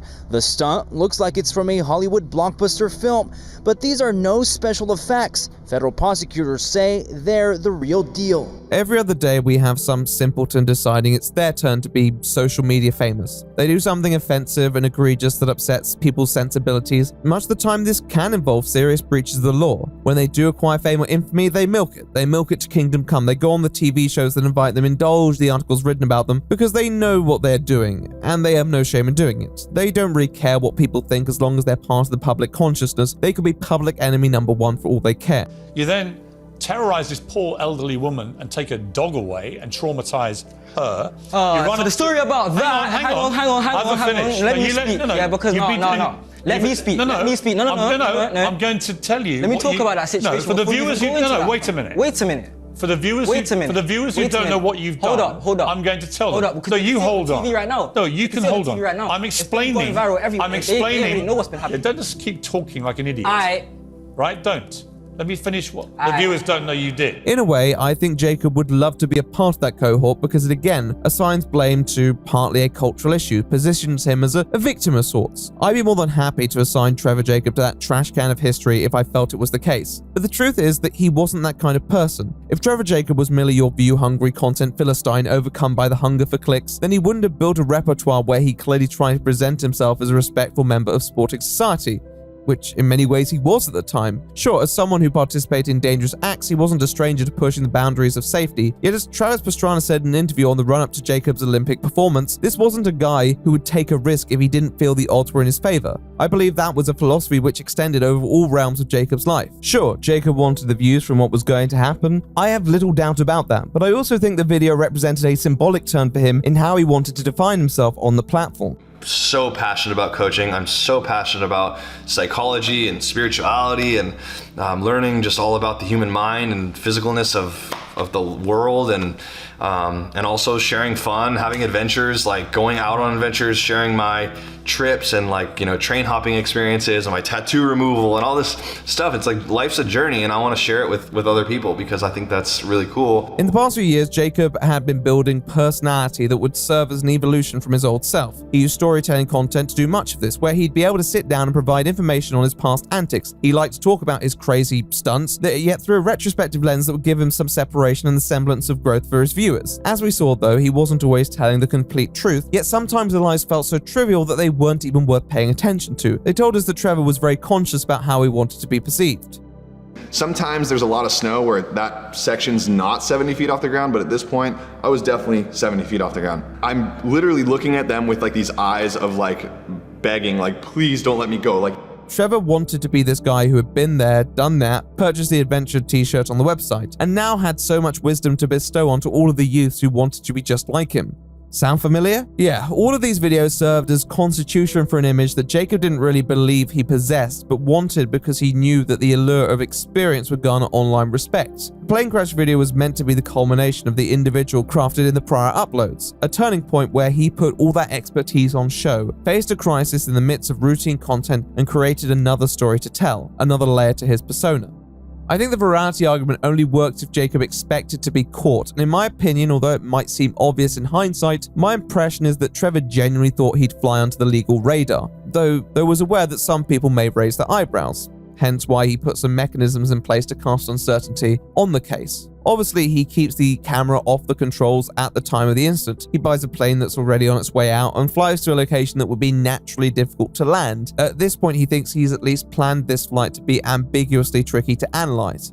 He doesn't stop there though. Narratively, he has loads of inserts about the importance of parachutes and flight safety. Yet outside of all the technical aspect, there's one more emotional point that's designed to win over the audience, and that's the inclusion of Jacob's friend Johnny Strange. Yes, Jacob mentions him at the start of the video with the intent of his travels, and even at the end when he actually paraglides and spreads his ashes. This always felt slightly detached from the theme of the video, particularly given that it was marketed as Jacob crashing his plane.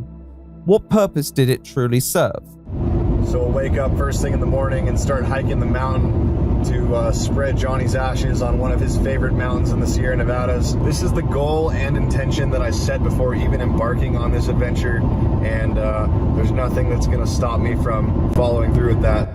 Now, there are many reasons you could hypothesize as to why he did this, but I'm going to set aside the idea that Jacob is some heartless cat who wished to taunt his former friend's family. However, I don't think it was a gesture yielded from happenstance either. I think the ashes of his friend were designed to make people emotionally focus on the sympathetic value of the content rather than necessarily questioning the technical details. In his mind, Jacob's worst case scenario was that this was a divisive upload, and there were some people who believed this was a genuine flight disaster, even if not handled great, and there would be the non-believers.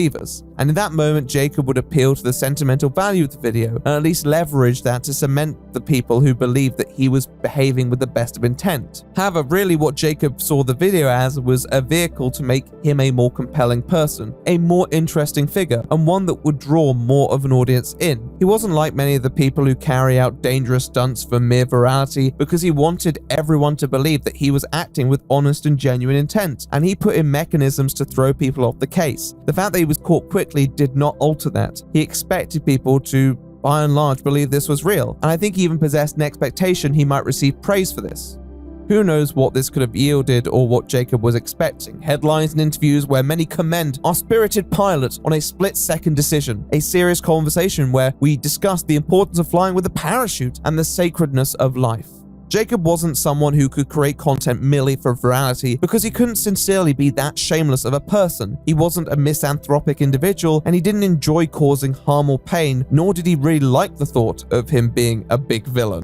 I really try to just like open up and explain myself because I think that truth is what's most important, and I want to be able to share that stuff with you and everyone benefit from it, because why not? Yet that beckons the question, if he couldn't sincerely be a bad person, couldn't he just sincerely be a good one?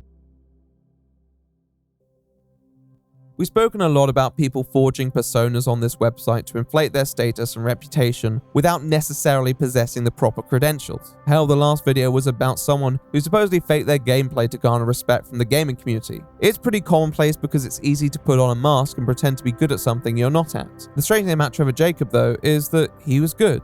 He possessed respect. People spoke positively about him. He had a pretty stable life that gave him a lot to appreciate, and he always seemed to express that appreciation. Additionally, this wasn't a case where he'd maxed out his levels or had any reason to rest on his laurels. He still had a lot to prove, a lot to show, unfulfilled potential. Even in his letter to the judge, he talks about how he wants to return to the next Olympics. There's clearly some degree of hunger for more. What could he acquire on YouTube that he couldn't acquire in his real professional existence? Why would he need to put on a front of an intrepid adventurer when he already was one? Is the real Trevor Jacob not enough? Well, in a way, no.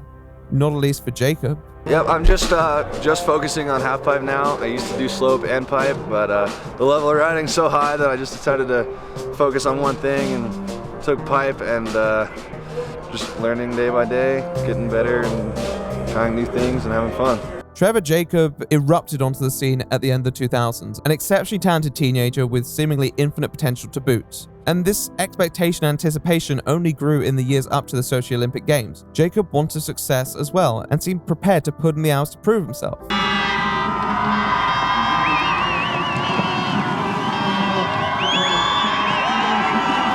Yet a lot of the time, I think he often did more to jeopardize himself. He wanted to establish an image as a record-breaking, trend-setting individual who was going to push the limits in every discipline he pursued. At the same time, he regularly seemed distracted by immediate adrenaline-seeking behavior, even if the behavior was detrimental to his actual goals. He'd regularly pivot between sports, and although he was incredibly talented, his indecision cost him the lifestyle of a committed athlete. He knew he was brilliant, but I think it made him entitled. And even though he wanted to achieve at the highest level, he often idolized talented and vocal characters who yet never quite fulfilled their potential, and envisioned himself as being the person who everything would align for when the time was right. You saw this in the run-up to the Olympics when he was selected for Sochi 2014, a celebration of sporting commitment and discipline. He indulged the media's perception of him as this wild underdog who could switch on the winning mindset whenever he pleased. He adored playing up his reputation, exaggerating numbers to play into his image and milking whatever coverage he could. Keep in mind that although a pretty momentous event, not too much media time is spent on athletes outside a select few high-profile ones. So this level of attention for a first-time Olympian was at least a little unique. There's a lot in Jacob's letter to Judge Walter that I personally find questionable in its sincerity. One thing I don't question is the fact that Jacob went into that Olympic event expecting to win. He'd likely been told by many people that this was his destiny, and with the circumstances aligning to seem more favorable to those like Jacob who rely less on the warm-up, he undoubtedly felt like the main character in this story, which obviously unraveled when he lost. Jacob blames his subsequent departure from the sport on his injuries, most notably the ankle injury obtained during the Olympic semi-final. But again, I think many would have noted that the door never really closed to him. He just didn't have the patience or commitment to dedicate himself to a sport whose opportunity for true greatness came around once every 4 years. He lacked the discipline to become an established athlete, yet he still wanted the spoils. Jacob almost suffered from the opposite problem that a lot of people who feel like they have to play up their achievements suffer from. He was too talented, a wunderkind who didn't have to work too hard at most levels for a degree of achievement, but whose effort and thus levels of achievement at the highest level varied wildly. Not content with being confined to the awkward purgatory of brilliant individuals whose potential were never fully realized, he turned towards content creation as a way to craft his own reality to cope with that underachievement. It was a level of self-destructive narcissism where I don't think he felt he could fully appreciate his talents until everyone else had. And rather than actually just achieving what he was capable of, he turned to the media to promote this image that he felt entitled to on the basis of his talents. This is where we return to that point of sincerity, because even if the channel was an ego trip, that didn't preclude it from working. The problem was that rather than transposing his own success onto the platform, he looked at his own lack of success with his past projects. Then he looked at other successful personalities and tried to replicate this greater narrative he felt his life needed to make it interesting to other people. I feel like every story is like you almost escaped it. Well, this one, I don't know how you have, yeah, that's why I'm just so grateful to tell these stories, because like there was like most of the stories that happen like this, there's no time to have a camera. The greatest problem was that it wasn't that interesting. Whereas many people create personas to falsify a masquerade of success, Jacob created a persona to explain his own shortcomings or antics. Most of the time he was smart enough to know better and avoid serious issues or stress that comes with them, and this didn't mean that he hadn't struggled at any point. I think everyone has, yet I don't think Trevor fully believed what he was saying most of the time. You can talk to any Olympic gold medalist. Like, I know so many Olympic gold medalists, and they'll tell you that it didn't long-term make them any happier. And I'm not trying to like take down somebody's dreams of that, but you got to understand the reality of like, hey, you know, this is a game that I'm playing, this is a contest I'm playing, and it does have repercussions psychologically and physically. The sincere version of Trevor Jacob isn't really good or bad. He's a neutral entity, but that doesn't matter in sports. Your character doesn't really affect your ability. You win or you lose. YouTube, though, for many, is about creating something evocative. Feelings need to be involved, but Jacob could never do that. He knew he could be out training and working harder for that slice of success that he was capable of achieving, and his failure to emotionally engage with that meant that nobody was engaging with a sincere version of him.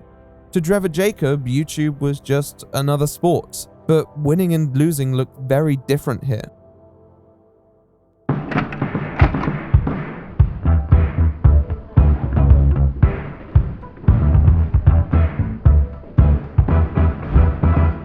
There are definitely people who view everything through a sporting lens. It helps them compete. And in a way, it's not like you're not competing for people's attention on the mega platform that is YouTube. It's just not a direct competition. For the sporting kind, YouTube is the infinite sport. There's no real limit to achievement on principle. Creating videos is an experience where the skill is in marketing and presenting. The maximum number of views a video can garner is beyond our comprehension, and many records will probably be broken in perpetuity because there is no ceiling. But there are stages and degrees of separation between individuals in the sphere. The casual creator and the serious creator, the part-time creator and the full-time creator, the amateur creator and the professional creator. By 2021, Trevor Jacob had been straddling the lines between many of these identities, but he was ready to go pro, and he had the perfect opportunity to. Holy dude. Holy I'm gonna flip an earlier narrative now, the one where I discussed what I crashed my plane represented to him. I said that such a video was a culmination of a desire to garner reputational points and respect from an audience, to try and add depth to a persona. At the same time, I criticized Jacob earlier for stating that the reason he crashed his plane was because he believed he could pull it off without causing any harm. If I'm to criticize him for this, then I have to also be self-critical and say, I don't think that he spontaneously decided to crash a plane to make himself look like a great guy. I think he had an idea and decided to portray it that way as an opportunistic move to benefit the channel long term.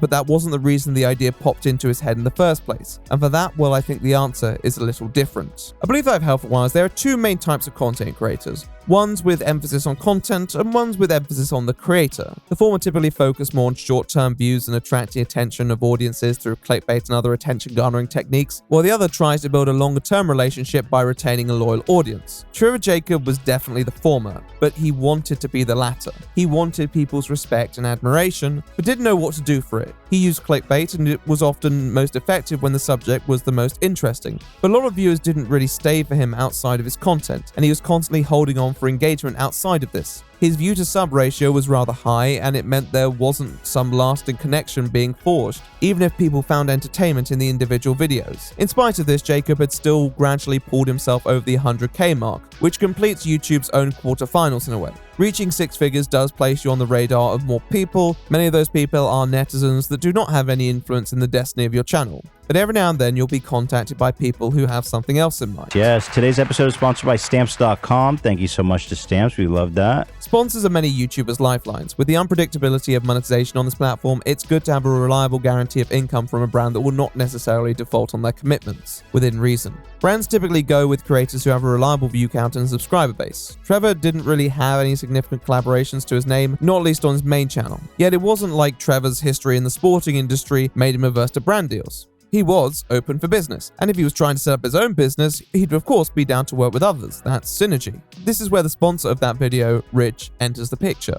They're a brand that commonly pairs with creators all over the spectrum, but one of their main selling points, a compact wallet, would seemingly be a good fit for Jacob's audience. If they could agree on a spot on a well-performing video, Rich acquires new customers and Jacob acquires the bag. So I hear you say, what influences the fact that there's a sponsor in this video exists to the point where it drives Jacob to throw himself out of an aeroplane?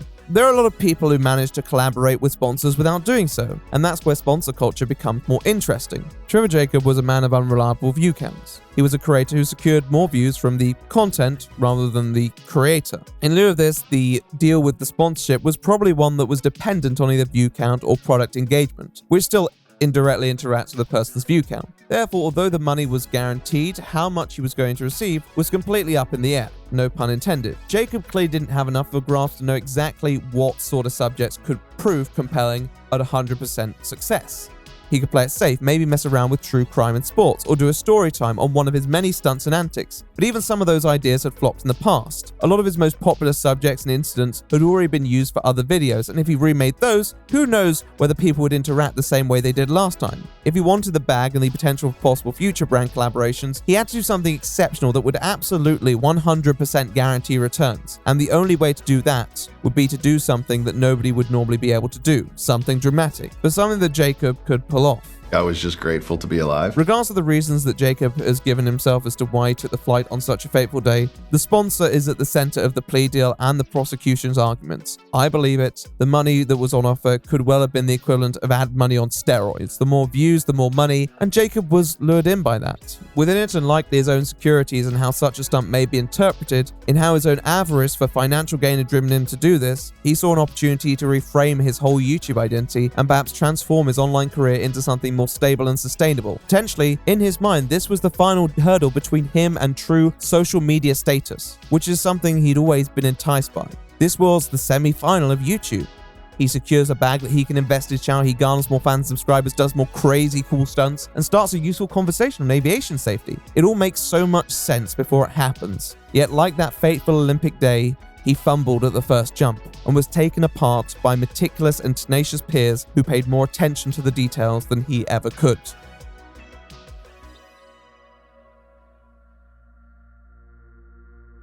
Let's take two other examples of plane crashes in the media that are tangentially related to this one and perform a little comparison. When reflecting on his little escapade, Trevor Jacob mentions that he was partially inspired by the planning of a Red Bull stunt in 2022. It's an interesting situation to reference because outside the fact that it was a stunt where two people attempted to exchange mid-air, much more impressive than just jumping out of a plane, those who are also familiar with the Red Bull incident will know that the pilots involved also crashed and had their license revoked around the same time Jacob lost his. So it may not have been the smartest caper to model your own misadventures on. Again though, in spite of the reprimand of both pilots, reports concluded there was some genuine attempt at an exchange between aircraft that subsequently failed, and the pilots did not face any criminal prosecution. Aiken's taking responsibility for the crash on social media shortly after the event, acknowledging that after his request was denied, he kept it to himself, writing, "I made the personal decision to go forward with the plane swap. I regret not sharing this information with my team." Trevor Jacob isn't the first YouTuber even to be involved in an incident that was filmed and uploaded to their channel. In September of 2020, a video was uploaded by a YouTube channel of a similar size called the Mikesell family. The Mikesell family are your typical clickbait family who make pretty lightweight content. They didn't have any particular substance within their videos, and the notion of a plane crash that was miraculously filmed would raise a few eyebrows. Okay, gears down, flaps down. We're gonna get going real. Tight, guys. Okay, be good. Everybody relax. It's gonna be hard. As a matter of fact, I think it did. Plenty of aviation experts weighed in on the pilot's severe lapses of judgment and where they felt he could have averted a serious crisis. They were extremely critical because in reality he had endangered multiple people through the pursuit of an experience. However, although the pilot was chastised and the Mikesell family's coverage of it seeming a bit exploitative, who would have guessed for a family channel, most stopped short of saying it was fake because it seemed to put the individuals involved in enough palpable danger that it would seem too implausible that anyone would knowingly do that for content, whether true or not. People were actually injured and needed to recover from more than just poison oak. In both these cases, there was ample reason to provide the benefit of the doubt that the pilot's intent was not to crash the plane when it happened. That was not possible with Jacob, who, even if we discount the fact that he lied to investigators and moved the wreckage, incriminated himself with his own footage that in a way could have been used to exonerate him or at least aid his case. Why is this? Well, despite being an extreme sports connoisseur and a daredevil, he took so many safety precautions, its contrivance was obvious from the off. In his responses, he stated he believed he could pull off this stunt without any casualty or damage, and that really he was the only person who had suffered through the stunt. But really, the safety that he was preserving primarily was his own. In spite of the attempts to start a conversation over this, the most glaring mistake was to wear a sport parachute, an extremely unusual option for a pilot in his position. He could have worn a typical emergency parachute, which is lighter and far more convenient. It still might have surprised some and wouldn't have had the certainty that a backup parachute provides, but it would have seemed more circumstantially believable. It's also important to add that a sport rig is not particularly comfortable and could have its own complications in this scenario. It was a baffling decision by Jacob that seemed like a blatant overcorrection that immediately cast doubt. Then we have the actual flight. Again, Jacob ascends to a safe enough height where he can jump from. However, by doing this, he also leaves the door open, literally and figuratively, for the argument that in the case of the engine failing, he could have safely glided to the ground and landed the plane at least somewhat safely. And you could still use the clickbait that the plane crashed anyway. Of course, he doesn't want to do that because landing a plane with no engine in terrain that may not be treated for planes is still a risky decision that could result in harm to yourself, but one that would potentially be less risky to other people. Jacob obviously chose a wilderness that he was somewhat familiar with that had escape routes and phone reception, but in doing so chose a place that would be harder to sell as a sort of area to be stranded and panicked, as he had options to call emergency services that he did not take. Now, though there is a lot of focus on the technical details, people can make the wrong decision under pressure, and if Jacob had bailed prematurely when there were other options available, he wouldn't be the first person to have done that. If he'd successfully conveyed fear for his life during this situation, then those who could be emotionally swayed may have outweighed expert doubts on his credibility, and yet he made it very easy to hate him because he just didn't appear particularly bothered by what was happening. He was never a particularly good actor, so I don't know why he thought he'd be able to convey the urgency of such a situation. Holy I'm over the mountains and I out an engine out. That lack of danger or panic present in the footage is what makes it the most unconvincing. He shouts once when the plane's engine fails, and even if he did act with mind to all piloting protocol, which he didn't, you'd still expect to see some pressure. If anything, that would make perhaps his irrational decisions more believable. Going from someone made a bad decision in managing an in-flight crisis to someone intentionally sabotaged their own flight is a jump. But nearly every single detail that Jacob included in that video made that conclusion easier and easier to draw. If he wanted to make a convincing video where he crashed his plane, he would have needed to put himself in a position where he was under threat. And maybe if he was doing this to push himself, or if it was on his bucket list, like he said it was, he would have taken that risk. But in this case, this wasn't a stunt for a pilot, this was a stunt for a YouTuber. Repeatedly throughout his many reflections on this incident, Jacob tries to present this sense that he was the one in danger, that he couldn't see where the plane was after jumping, he landed in poisoned oak, he was alone in the wilderness with no idea of whether he'd survive. But the truth was, he took every measure to keep himself safe. He contacted people and let them know of his whereabouts and refused contact to the police. All of those decisions he didn't take would keep him safe, but they could have endangered someone else. A hiker, a ranger, they weren't the concern. The only possession of his that he was really risking was his career, and that's the one risk that didn't pay off. And now he's lost more than he thought he ever had.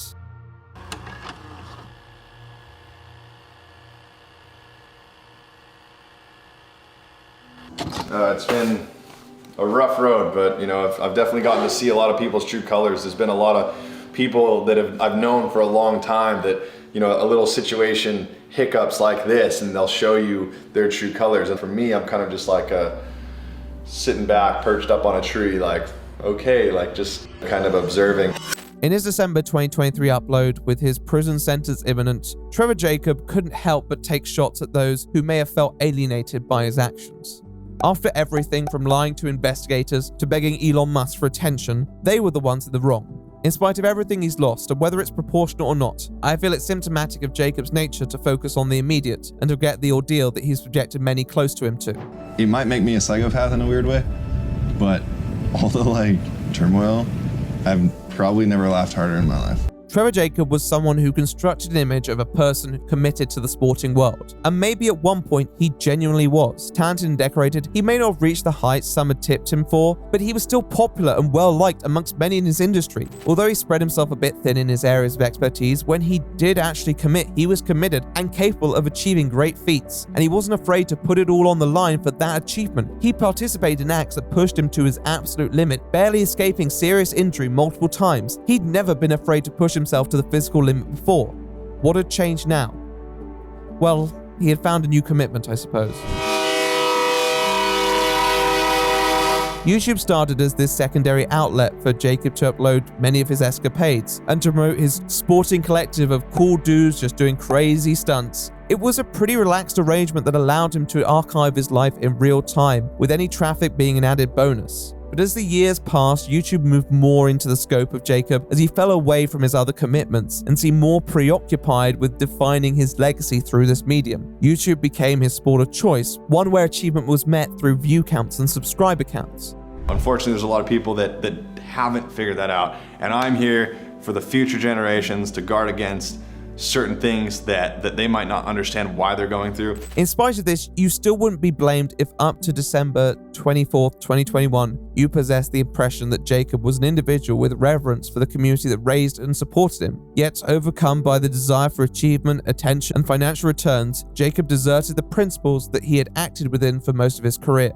We've discussed a plethora of motives that Jacob likely considered when he made the decision to ditch his plane mid-air, and the subsequent uploads and responses. They all come back to one key point though: YouTube. While many creators who've ended their career with one fell swoop have contradicted their image in roundabout ways, Jacob's contradiction was a direct upload that utilized many of the tropes that he had found success with, which only seemed to add insult to injury, especially considering the cynical use of a deceased friend and ham-fisted messaging about parachute usage, presenting a masquerade of danger and panic while he was completely safe. It was a middle finger to a fair few people from the off. If you know the extreme sports world, you'll know that it's a real community of people who back each other often through thick and thin. There will have been some who didn't even know Jacob that well, who still would have taken this personally. And that wasn't even the main problem. Even at their most dangerous, there is a sense of respect and understanding that there are golden rules within extreme sports, and one of them is that stunts should never be between anyone else but the person or persons actively involved. Jacob disregarded that. The truth was that no matter how much he prepared, there was no certainty preventing a person from hiking or just wandering into a space where the plane crashed. Even if it was a restricted area, there was no guarantee where the plane would land, and even if Jacob equipped it with measures preventing any explosions or fires, it could never guarantee a zero chance of such an incident occurring. And given that he intentionally landed away from the wreckage, he would have no way of controlling that if it did occur. The fact that there were no disasters was a great relief and maybe a testament to the preparation undertaken. But if you fire a blind shot in an area where people may or may not be, regardless of the precautions you've taken, you don't receive a pat on the back for not hitting anyone. Luck shouldn't be a factor, and most people saw that, just not Jacob. Whereas in his mind, what he was doing was a mere extension of previous antics, many called it out for what they viewed it as. In the following months, as the lies unraveled and the ambiguity that Jacob was using to protect himself melted away, our desperado attempted multiple different approaches in addressing the drama, each one more bizarre than the previous, trying to tell some sort of story or forge a new persona out of the drama. Each upload designed to coincide with headlines and conversation about his behavior, but some attempting to garner sympathy from audiences while others just farming outrage. The one thing they all had in common though was that it was never really his fault. Whether it was his Olympic defeat, his multitude of injuries, his failed relationships, it's not like these couldn't push someone to a dark place, but they also don't solely push someone to intentionally crash a plane. To change, you have to look at these events, look inside yourself, and work out where the real fault and where the pattern is. I don't necessarily think that Trevor Jacob or anyone who's done bad shit at that deserves to never have friends. I think friends are important to recovery, and I speak from personal experience, but I can imagine that it was very difficult for people to deal with someone like Trevor Jacob who doesn't do anything to necessarily alleviate situations that he places himself in and was not listening to any good advice that he was receiving. Not to mention those who were directly affected by his actions, such as the family of Johnny Strange, whose legacy Jacob Jacob claimed was actually benefiting from this all.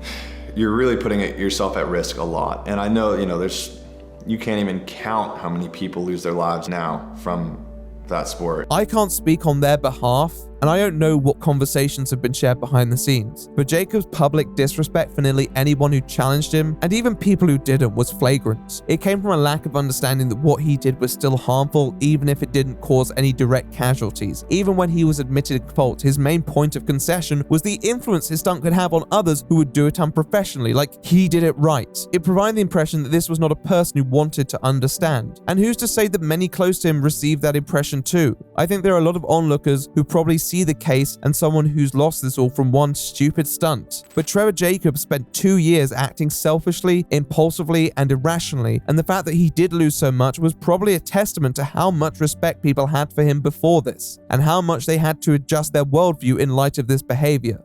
They said enough is enough, and now it's our turn.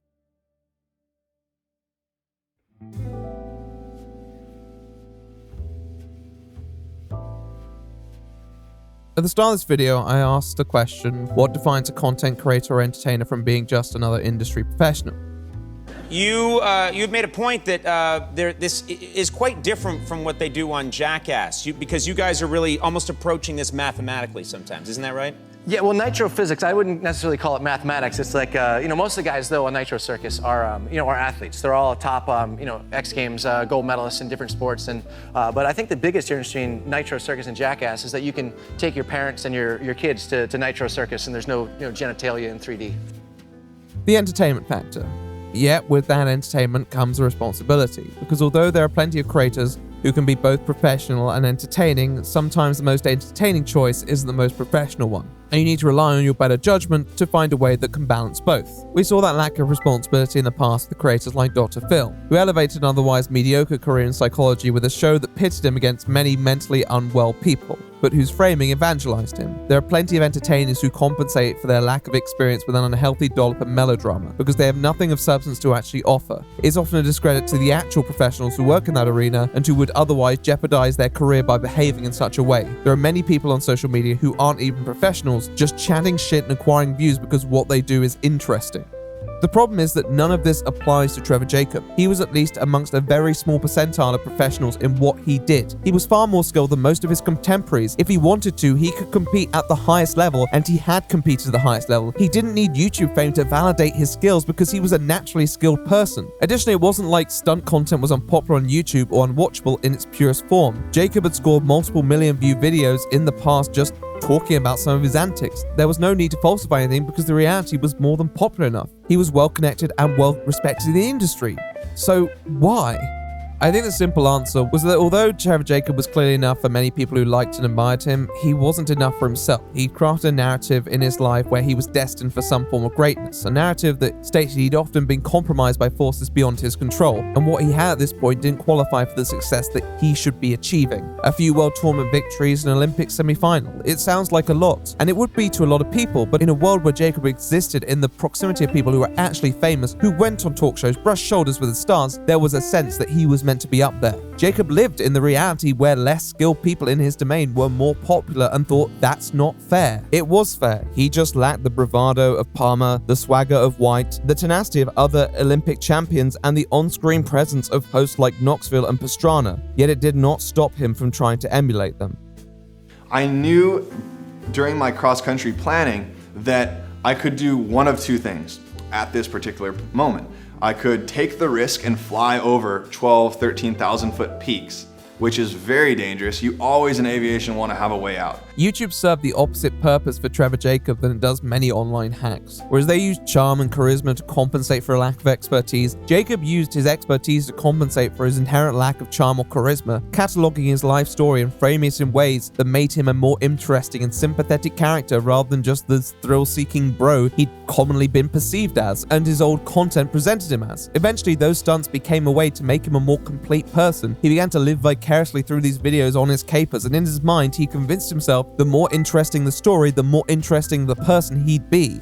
Eventually, after crafting this narrative, he returned to one of those stunts. Yet whereas in the past he'd performed them for the rush of the adrenaline that doing extreme sport and being on the edge will give you, he decided to do it for the rush of adrenaline that a large view count and attention gives you, with the incentive of sponsor money egging him on. Oh my gosh, dude. I have no idea where I am.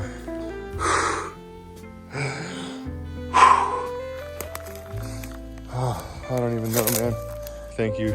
Jacob crossed the Rubicon on that fateful December day, from being a YouTuber, a sportsman, and a stuntman to just a YouTuber. In the space of 15 minutes, he surrendered a professional identity that he built up over a decade and a half. The real tragedy of this all is that he risked so much for so little. Even if people believed the video was real and investigators believed his lies, it probably would have likely accrued a couple million views, he would have received a tidy amount from his sponsor, and he would have been on to the next upload.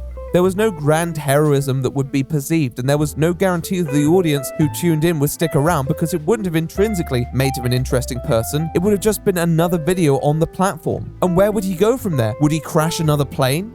If you're pushing the limits like that, you're really putting yourself at risk a lot. And I know, you can't even count how many people lose their lives now from that sport.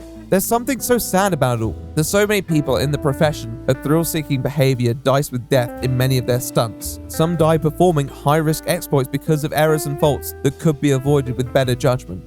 Jacob knew people like that and thought he was being as safe as he humanly could be when he set out on that day, but forgot that life and death doesn't just have to apply to one's physical state, and that the safest decision every time is to just not step inside the plane if you have those doubts. It was obvious he had doubts as to whether it would completely work, but pushed on because he thought it was a calculated risk worth taking, and that he could offset those concerns with crudely catered measures and messaging. He treated YouTube like one big stunt, and eventually encountered a fall he would not recover from. Regardless of the narrative he tries to spin around his own personal growth, he's personally set himself back further than any sporting injury ever could, because like so many, he put too much on the line for too little reward, because he didn't appreciate what he had. Sometimes when you take that risk, when you make that jump, the injury is the fault of your own trajectory. As much as entertainment and professionalism can coexist, sometimes being a professional is enough. Being good at what you do is enough. Knowing you're good at what you do is enough. Not everything has to be complemented by public credit, and public credit doesn't really make you any better at what you do, as nice as it feels. Trevor Jacob saw an industry dominated by less proficient yet more popular individuals and thought, why isn't that me? Not appreciating that reasoned entertainment is its own skill, that certain people aren't made to occupy both worlds, and them attempting to do so could lead to disaster. This situation has beat me to my knees, or beat me onto my face flat in the dirt. And it's what I will need to progress and to become a man for the future, and to be a good person and to be a good role model. What flight route our strange pilot will take with his newfound infamy is his to decide. But his story is a stark reminder that there's a line between being an entertaining professional and a professional entertainer. And if you blur that line, you may just end up being neither, or as some people call it, Trevor Jacob. Thank you. So that was my Trevor Jacob video. I hope you guys enjoyed. It was a bit of a departure from my usual subjects, but I thought it was one that was interesting enough to warrant the attention. Hopefully you found it interesting enough as well. I want to give a big thanks to my editors. All their credits are on screen right now. Check them out. All very talented people. I want to give a thanks to the post editor, Jack, doing great work as always. The outro editor, who's probably editing this right now, Isabel. The music man, John Redhunter. I'm most thankful for your euphonious ear. The thumbnails, I'm not entirely sure who to credit on this one because we are doing some A/B testing, but it will be one of two people. So they'll be up on the screen right now. And the artist whose art appears in this video. As committed, we are working on a crediting style that matches the artist to their art in the video itself. Also, a big thanks to Gabe for skippering the project home. Everyone really appreciates your work. I want to give big thanks to the sponsor, Surfshark. My good friends over at Surfshark, we have always had some good times, and they love the creativity. So I appreciate them a lot for that. I don't know if there's too much else to add. All the credits are in the pinned comment below if you want to see more of their work. They do fantastic work. But I don't think there's too much else to say here, so all I'll say is, I'm the right opinion, and I will see you in the next one.